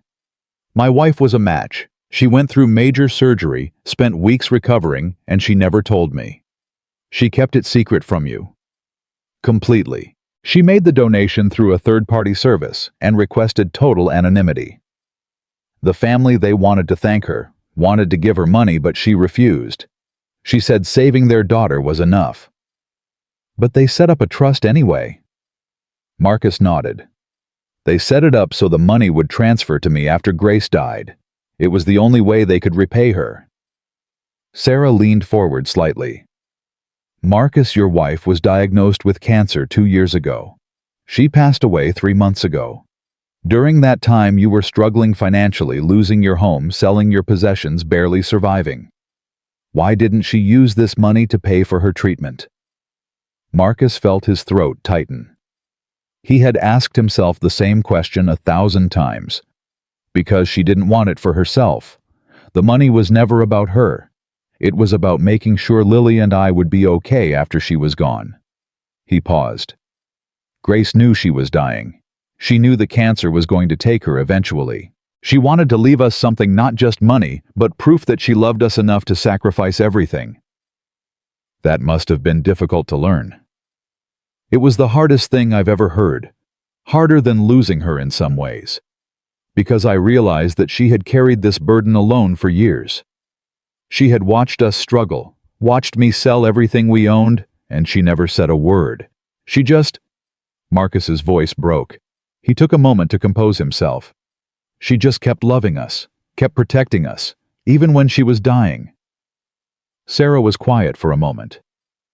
There's been a lot of speculation in the media about you, Marcus. Some people have suggested that you knew about the money all along, that this is some kind of scheme. Marcus looked directly into the camera. I understand why people might think that. A homeless man walks into a bank and suddenly has $100 million. It sounds like a con. But I'm not a con artist. I'm a father who loved his wife and is trying to raise his daughter. I didn't ask for this money.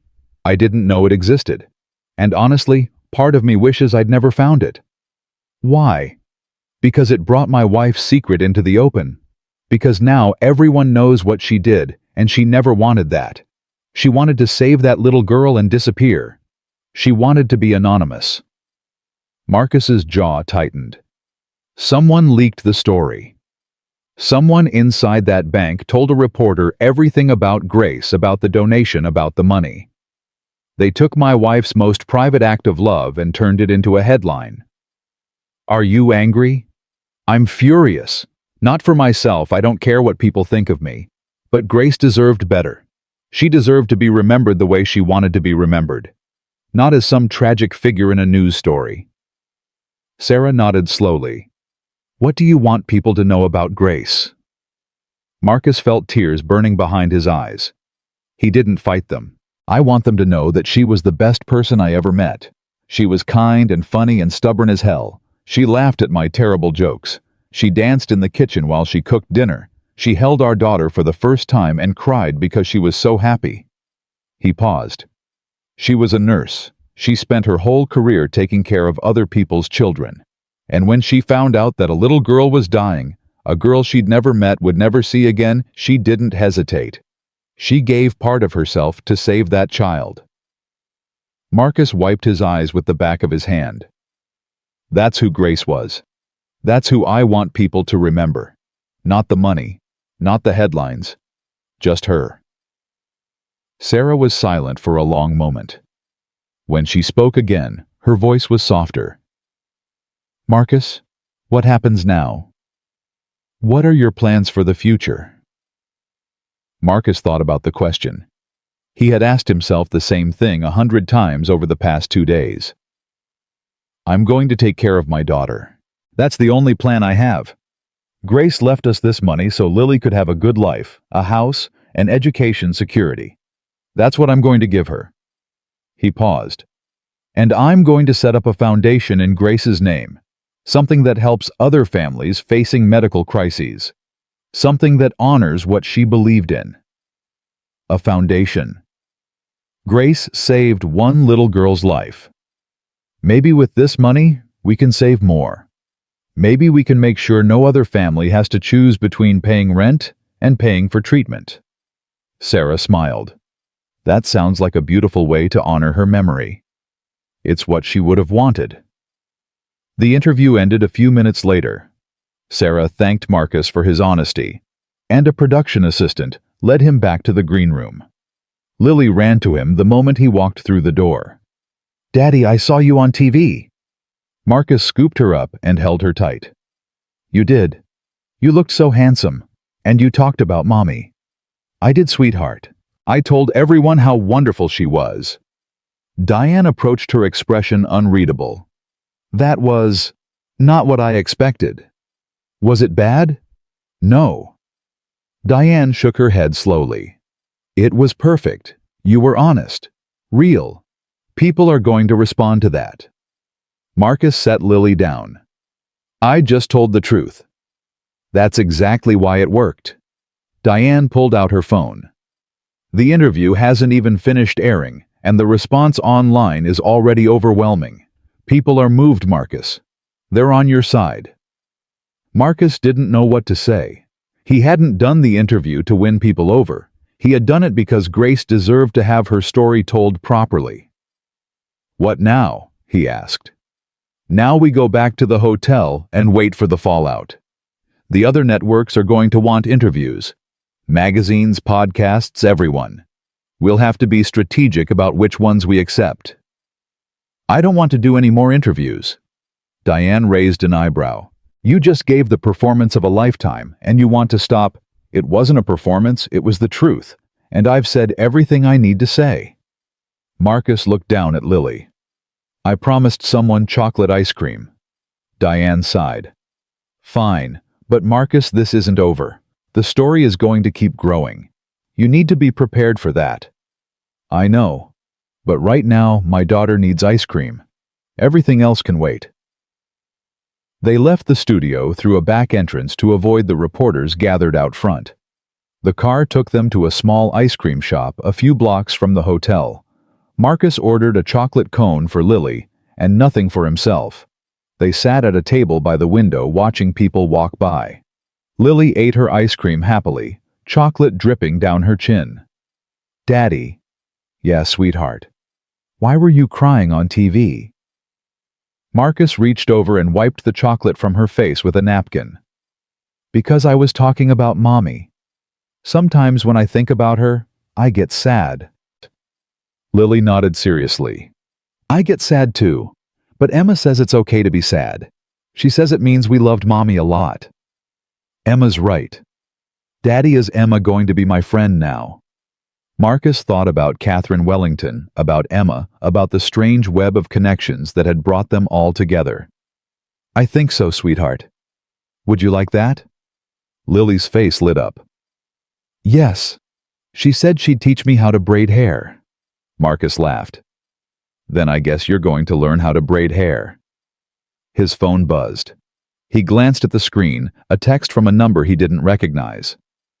Mr. Webb, this is Helen Park from Sterling Trust. We've identified the source of the leak. Please call me at your earliest convenience. Marcus stared at the message. They had found the person who had betrayed Grace's secret. Lily, finish your ice cream. We need to make a phone call. 20 minutes later, Marcus was back at the hotel, Lily playing with her stuffed animals on the bed, while he stood by the window with his phone pressed to his ear. We traced the leak to one of our IT specialists. Helen said. "A man named Derek Walsh. He accessed your account records without authorization and sold the information to Jason Cross for $50,000. Marcus felt his jaw tighten. $50,000. That's what my wife's privacy was worth to him. He's been terminated, and we've contacted the authorities. He'll face criminal charges for violating banking privacy laws." "What about Cross the reporter?" "That's more complicated. Journalists have protections. We can pursue civil action, but it's unlikely to result in any significant consequences for him." Marcus closed his eyes. He thought about Jason Cross, standing outside the hotel that first night, smiling that cold, knowing smile. The man had made a career out of exploiting other people's pain. What about the money he paid Walsh? The $50,000. That's part of the criminal investigation. If Walsh is convicted, he'll likely have to forfeit the funds. "I want it donated." Helen paused. "Excuse me. Whatever money Walsh got from selling my wife's story, I want it donated to charity. A children's hospital, something like that. Something Grace would have approved of." "Mr. Webb, that's the money would go to the government after." "Then fight for it. Use whatever legal resources you have. I don't want that money going anywhere except to help people Grace would have helped." Helen was quiet for a long moment. "I'll see what I can do."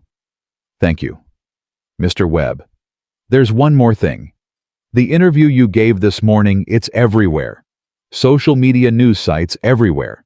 The public response has been extraordinary." "What do you mean?" "People are moved by your story, by Grace's story.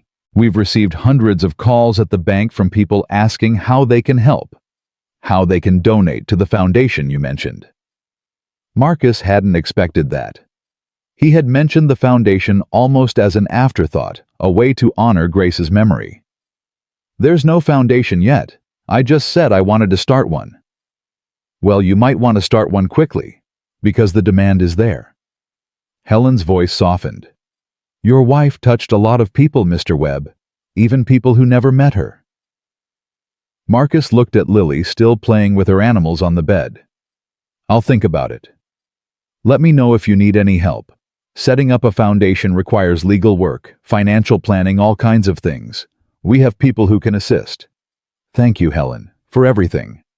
Take care of yourself, Mr. Webb, and take care of that little girl." Marcus hung up and walked over to the bed. He sat down beside Lily, who immediately crawled into his lap. "Daddy, when are we going home?" Marcus froze. Home. They didn't have a home anymore. The apartment had been lost weeks ago. Everything they owned was either sold or sitting in storage somewhere. "Soon, sweetheart. We're going to find a new home soon. With a yard." Marcus thought about Grace's letter. Give her the life we dreamed about, the house with the big yard, the dog, the vacations to the beach. With a big yard, big enough for a dog. Lily's eyes went wide. "A dog? Really? Really? Mommy always wanted us to have a dog." Lily threw her arms around his neck. "I love you, Daddy. I love you too, baby girl." Marcus held her close, feeling her small heartbeat against his chest. He thought about everything that had happened in the past 2 days, the bank, the money, the Wellingtons, the interview, the leak. It was overwhelming, terrifying, completely beyond anything he had ever imagined. But sitting here holding his daughter, Marcus felt something he hadn't felt in months. Peace. Grace had given him everything he needed. Not just money, but purpose. Not just security, but a mission. He was going to build the life she had dreamed of. He was going to honor her memory every single day. And he was going to make sure the world never forgot who Grace Webb was. His phone buzzed again. A text from Diane. "Turn on Channel 7. You need to see this." Marcus grabbed the remote and turned on the television. The evening news was on, and his face was filling the screen. The interview with Marcus Webb has gone viral with millions of views across social media platforms. The response has been overwhelmingly positive, with many calling Webb's tribute to his late wife the most moving thing they've ever seen. The screen cut to clips of the interview, Marcus talking about Grace wiping tears from his eyes, describing the woman he had loved and lost. Then, the anchor continued. In a stunning development, several major corporations have announced their intention to contribute to the Grace Webb Foundation, which Webb mentioned during the interview. Amazon, Google, and the Wellington Foundation have each pledged $1 million to help launch the organization. Marcus stared at the screen. $3 million. From companies he had never contacted, never spoken to, never even thought about. Webb's story has struck a chord with Americans across the country, many of whom have shared their own stories of sacrifice and loss in response. The hashtag #4Grace has been trending on social media all day. Marcus turned off the television. He sat in silence, trying to process what was happening. 2 days ago, he had been homeless, desperate, forgotten. Now, his face was on every screen in America, and strangers were pledging millions of dollars to honor his wife's memory. It was too much. It was impossible. It was exactly what Grace would have wanted. Lily tugged at his sleeve. "Daddy, why are you crying again?" Marcus laughed through his tears.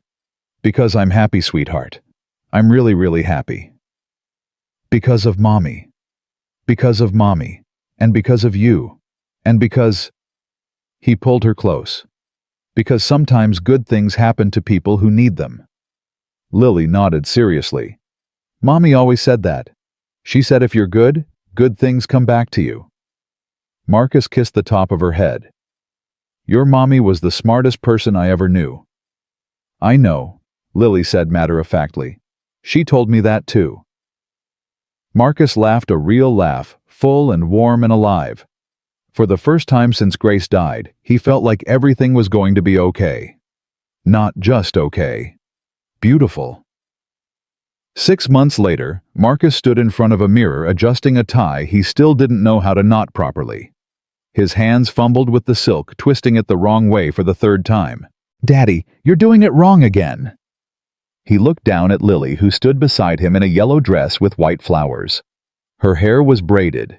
Emma had taught her how, and she wore the tiny pearl earrings Catherine Wellington had given her for her 5th birthday last month. "I know, sweetheart. Ties are hard. Mommy used to do it for you." Marcus felt his chest tighten.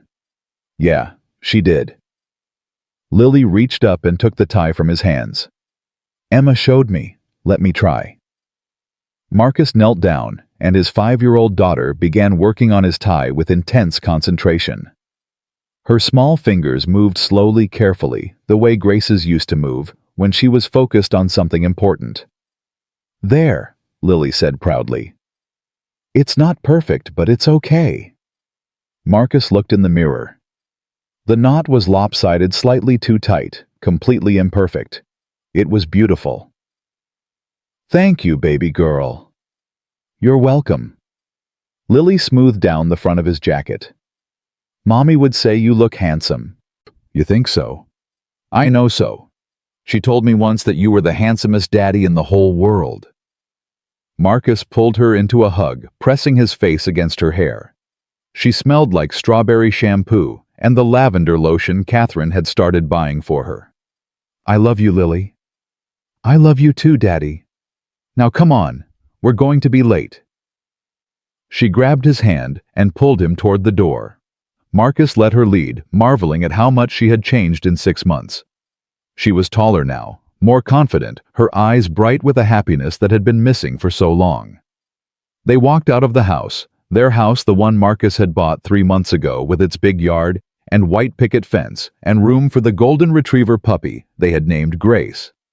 The dog bounded alongside them, now tail wagging, as they made their way to the car waiting in the driveway. The driver opened the door.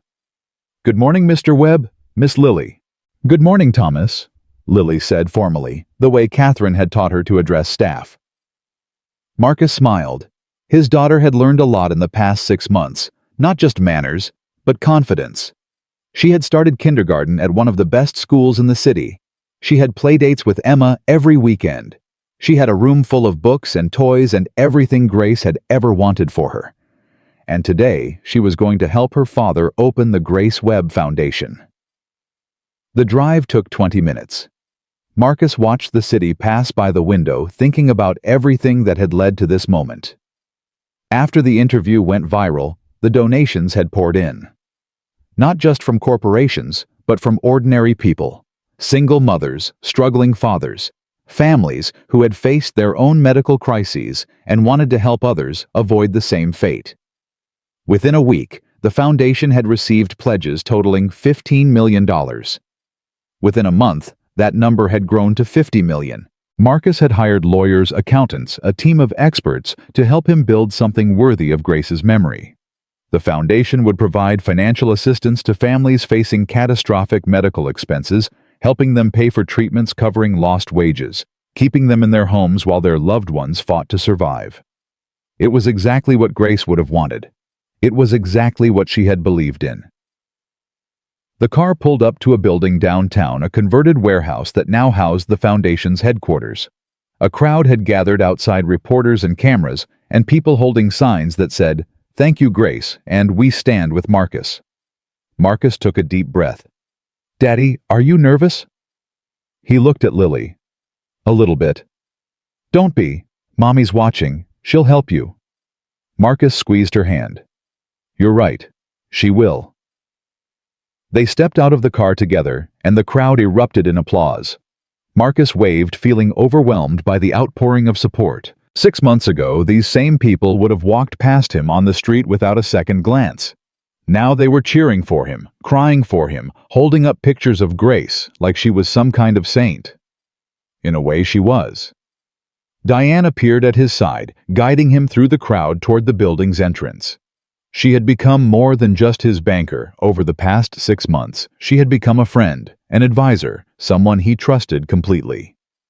"You ready?" she asked. "No." Diane smiled. "Good. That means you're taking it seriously." They entered the building and made their way to a stage that had been set up in the main hall. Rows of chairs filled the space, occupied by donors, journalists, politicians, and ordinary people who had come to witness the launch. Catherine Wellington sat in the front row, Emma beside her, both of them beaming with pride. Marcus climbed the steps to the stage, Lily still holding his hand. A podium stood at the center, a microphone waiting for him to speak. He looked out at the crowd. Hundreds of faces stared back at him, waiting. He thought about Grace, about the woman who had saved a stranger's child and refused any recognition, about the wife who had kept a $91 million secret to protect him, about the mother who had spent her final months making sure her daughter would be taken care of. He thought about her letter still folded in his wallet, the words he had memorized long ago. "Don't be afraid of the money. It's not a burden.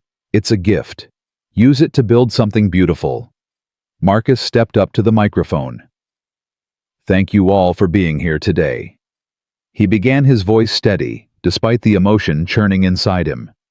6 months ago, I walked into a bank, hoping to find enough money to buy groceries for my daughter. Instead, I discovered that my wife had left me $91 million money she had received for saving a little girl's life, money she had refused to touch even when we had nothing, even when she was dying. He paused, gathering himself. Grace Webb was the most selfless person I have ever known. She gave part of her own body to save a child she had never met. She kept that sacrifice secret because she didn't want recognition. She didn't want praise. She just wanted to help. Marcus looked at Lily standing beside him on the stage, her eyes fixed on his face. When Grace died, she left me a letter. In it, she asked me to build the life we had dreamed about, a house with a big yard, a dog, vacations to the beach. She asked me to take care of our daughter, and she asked me to find a way to help others the way she had helped Emma Wellington. He gestured toward Catherine and Emma in the front row. Today, we launched the Grace Webb Foundation. This organization will provide financial assistance to families facing catastrophic medical expenses. We will help them pay for treatments. We will help them keep their homes. We will help them survive the worst moments of their lives, just like Grace helped the Wellington family survive theirs. The crowd was silent, hanging on every word. But this foundation is not about me. It's not about the money. It's about grace. It's about the belief that every life is worth saving, that no family should have to choose between paying rent and paying for treatment, that real love, selfless love, can change the world. Marcus felt tears burning behind his eyes. He didn't fight them. Grace believed in the goodness of people. She believed that if you give without expecting anything in return, the world becomes a better place. She lived that belief every single day of her life. And now through this foundation, her belief will live on. He looked out at the crowd, at the faces of strangers who had become supporters at the cameras, broadcasting his words to millions of people at the legacy Grace had left behind. My wife saved one little girl's life. Today we begin saving many more. Not because we want recognition, not because we want praise, but because that's what Grace would have done. That's who she was, and that's who we're going to be. Marcus stepped back from the microphone. The crowd rose to their feet, applauding, some of them crying openly. Lily tugged at his hand. "Daddy, that was really good." Marcus knelt down and pulled her into his arms. "Thank you, sweetheart. Mommy would be proud." "I hope so." "She is. I can feel it." Marcus held her tight, feeling her small heartbeat against his chest.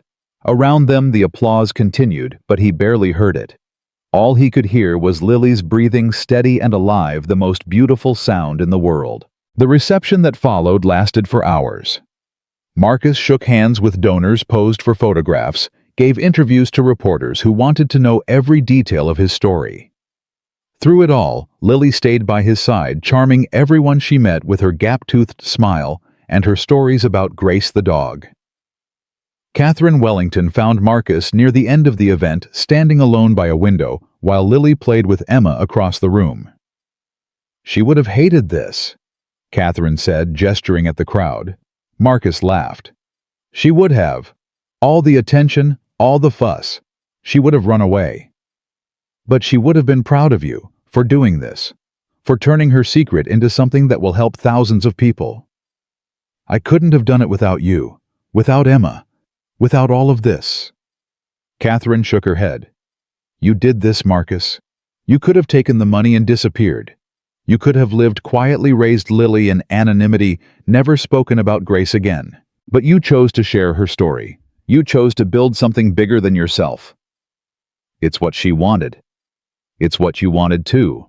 Don't diminish your own role in this." Catherine put her hand on his arm. "Grace chose you for a reason. She saw something in you, strength, goodness, the ability to carry her legacy forward. She was right." Marcus looked across the room at Lily and Emma laughing together, their heads bent close as they shared some secret joke. "They're like sisters," he said. "They are, and I hope they always will be." Catherine's voice softened. "Marcus, I want you to know something. The Wellington family will always be here for you and Lily. Whatever you need, whenever you need it. You're family now." Marcus felt something loosen in his chest, a knot of fear and loneliness that had been there since Grace died. "Thank you, Catherine, for everything. Thank Grace. She's the one who brought us all together." Diane approached, tablet in hand. "Marcus, the final numbers are in. Between the event today and the online donations, we've raised an additional $12 million. The foundation now has over $70 million in committed funding." Marcus stared at her. $70 million. $70 million. Enough to help thousands of families. Maybe tens of thousands. He thought about Grace lying in that hospital bed, telling him to keep the card. She had known. She had known this would happen. She had planned for it, hoped for it, believed in it, even when she was dying. "Grace," Marcus whispered. "You incredible woman." The event ended as the sun was setting. Marcus carried a sleepy Lily to the car, her head resting on his shoulder, the way it had that first day at the bank when everything had changed. "Daddy," she murmured. "Yeah, baby. Is the foundation going to help people like us?" "That's exactly who it's going to help, sweetheart. People who are struggling. People who need someone to believe in them." "Good," Lily yawned. "Mommy would like that." "She would, baby. She really would." The drive home was quiet. Lily fell asleep within minutes, her small body warm against Marcus's side. He watched the city lights pass by the window, thinking about everything that had happened since that morning at Sterling Trust Bank. He had walked in as a homeless man, desperate and broken. He had walked out as something else entirely, not just wealthy, but purposeful. Grace had given him more than money. She had given him a mission. When they arrived home, Marcus carried Lily inside and laid her gently on her bed. Grace the dog curled up at her feet, and Marcus pulled the blanket up to her chin. He stood there for a long moment watching her sleep. She looked so much like Grace. The shape of her nose, the curve of her lips, the way her eyelashes fanned across her cheeks. Every day she reminded him of the woman he had lost. And every day she reminded him of why he had to keep going. Marcus walked to his own bedroom and sat down on the edge of the bed. He pulled out his wallet and removed Grace's letter, worn now from months of handling the creases soft and familiar. He unfolded it and read it again, even though he knew every word by heart. "My dearest Marcus." He read through the whole letter, letting the words wash over him like water. When he reached the end, he pressed the paper against his chest. "I did it, Grace," he whispered. "I built something beautiful, just like you asked." The house was quiet. The dog was asleep. His daughter was dreaming in the next room. And somewhere, Marcus was certain Grace was smiling. He folded the letter carefully and put it back in his wallet. Then he lay down on the bed and closed his eyes, feeling for the first time in a long time like he was exactly where he was supposed to be. The next morning, Marcus woke to the sound of laughter. He walked downstairs to find Lily in the kitchen, trying to pour cereal into a bowl, while Grace the dog jumped around her feet, hoping for scraps. "Daddy, you're awake." "I am. What are you doing?" "Making breakfast. I'm a big girl now, remember?" Marcus smiled. "I remember." He helped her finish pouring the cereal, then sat down at the table with his coffee while she ate. The morning sun streamed through the windows, filling the kitchen with warm light. "Daddy, can we go see Emma today?" "I think Emma has school, sweetheart." "What about after school?" Marcus thought about it. "Sure, we can go after school." Lily grinned, milk dribbling down her chin. "Yay! I want to show her my new drawings. I drew a picture of Mommy." Marcus felt his heart clench. "You did? Uh-huh. Want to see? I'd love to see." Lily jumped down from her chair and ran to get her drawing. She came back with a piece of paper covered in crayon marks. A stick figure with long yellow hair and a big smile standing next to a smaller stick figure with brown hair and a figure that was clearly supposed to be Marcus. "That's Mommy," Lily said, pointing. "And that's me. And that's you. And that's Grace." She pointed to a small brown blob near the bottom. "We're all together." Marcus stared at the drawing. His vision blurred with tears.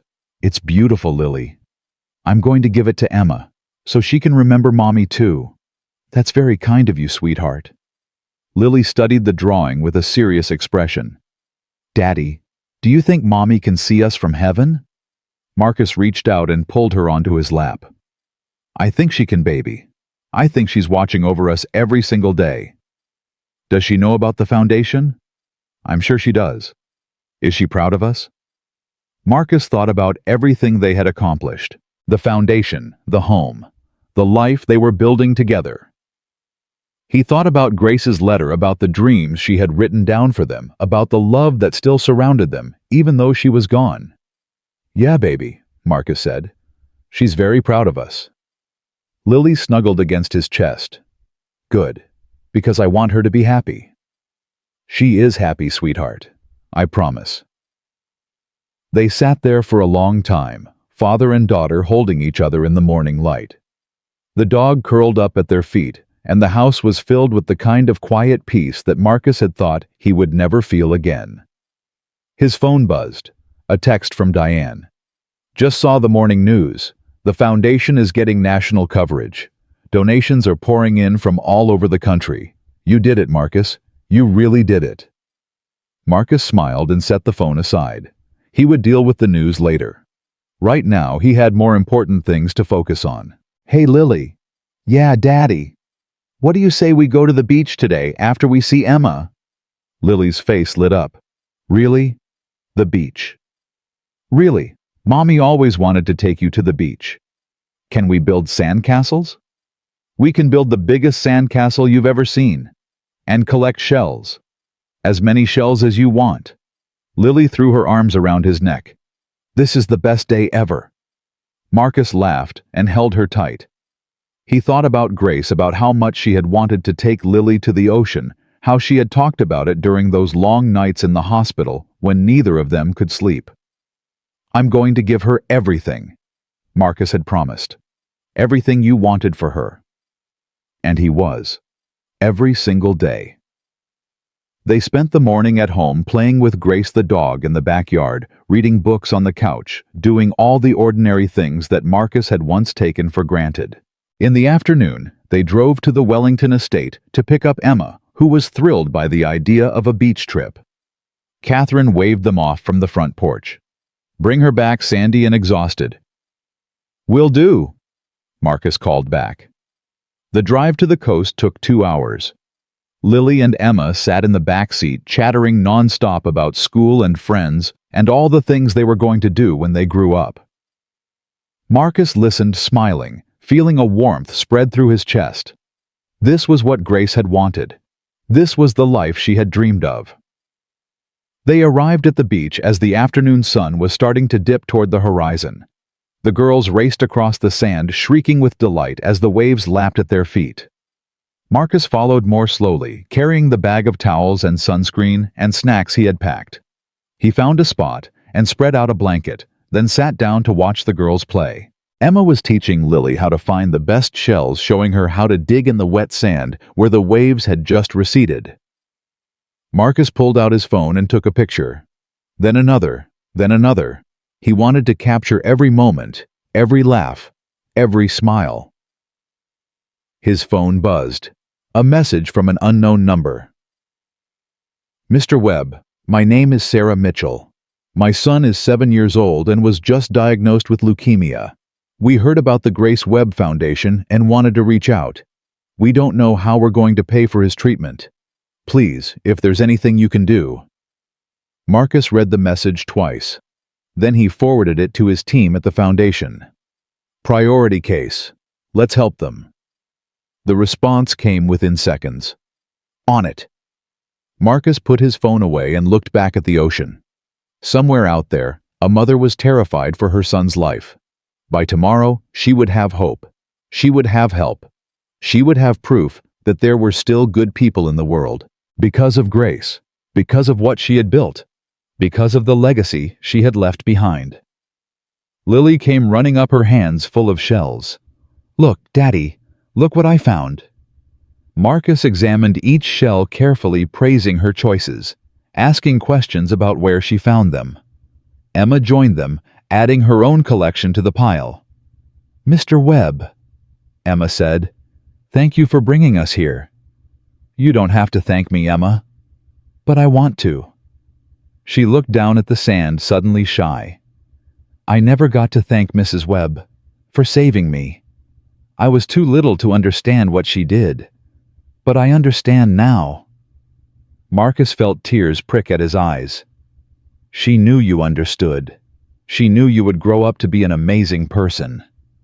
Emma looked up at him. "I want to be like her. I want to help people." "Then that's exactly what you'll do." Emma smiled a bright, beautiful smile that reminded Marcus so much of the photographs Catherine had shown him. Photographs of a dying 7-year-old girl who had been given a second chance at life. "Race you to the water!" Emma shouted, and she and Lily took off running toward the waves. Marcus watched them go, his heart full. The sun was setting by the time they packed up and headed home. The girls fell asleep in the back seat, sandy and exhausted, just as Catherine had requested. Marcus drove through the gathering darkness, the radio playing softly, the weight of the day settling over him like a warm blanket. He thought about the year ahead. The foundation was growing every day, helping more families, saving more lives. Lily was thriving in school, making friends, learning and growing in ways that amazed him. The house was full of love and laughter and the kind of joy Grace had always wanted for them. It wasn't the life Marcus had planned. It wasn't the life he had expected. But it was the life Grace had given him, a gift wrapped in tragedy that had turned into something beautiful. He pulled into the driveway and looked at the house. The porch light was on, welcoming them home. Grace the dog was probably waiting at the door, tail wagging, ready to greet them. Marcus turned off the engine and sat for a moment in the silence. "Thank you, Grace," he whispered, "for everything." He got out of the car and carefully lifted Lily from the back seat. She stirred slightly, her arms wrapping around his neck. "Daddy, are we home?" "We're home, sweetheart. Is Mommy still watching?" Marcus looked up at the sky, at the stars just beginning to appear in the darkening blue. "Yeah, baby, she's still watching." Lily smiled sleepily. "Good. Tell her I love her." "I will. I tell her every day." Marcus carried his daughter into the house, into the home Grace had given them, into the life she had made possible. He laid Lily in her bed, kissed her forehead, and whispered a prayer of gratitude for everything they had. Then he walked to his own room, sat down on the edge of the bed, and looked at the photograph of Grace on the nightstand. She was smiling in the picture, her eyes bright with the love that had defined her entire life. "I'm going to keep my promise," Marcus said to her. "I'm going to give Lily everything you wanted for her. I'm going to help as many people as I can. I'm going to make sure your sacrifice meant something." He reached out and touched the photograph, his fingers brushing against the glass. "I love you, Grace. I'll love you forever." The house was quiet. The night was peaceful. And Marcus Webb lay down to sleep, knowing that tomorrow would bring new challenges, new opportunities, new chances to honor the woman who had given him everything. Grace Webb had saved one little girl's life and refused to accept a single penny in return. She had kept a $91 million secret to protect her family. She had died believing that love, real love, selfless love, could change the world. And through her husband, through her daughter, through the foundation that bore her name, she had been proven right. Marcus closed his eyes. Grace's face, the last thing he saw before sleep took him. She had given him everything. Now it was his turn to give back. And he would spend the rest of his life doing exactly that. Because that's what love does. It lives on.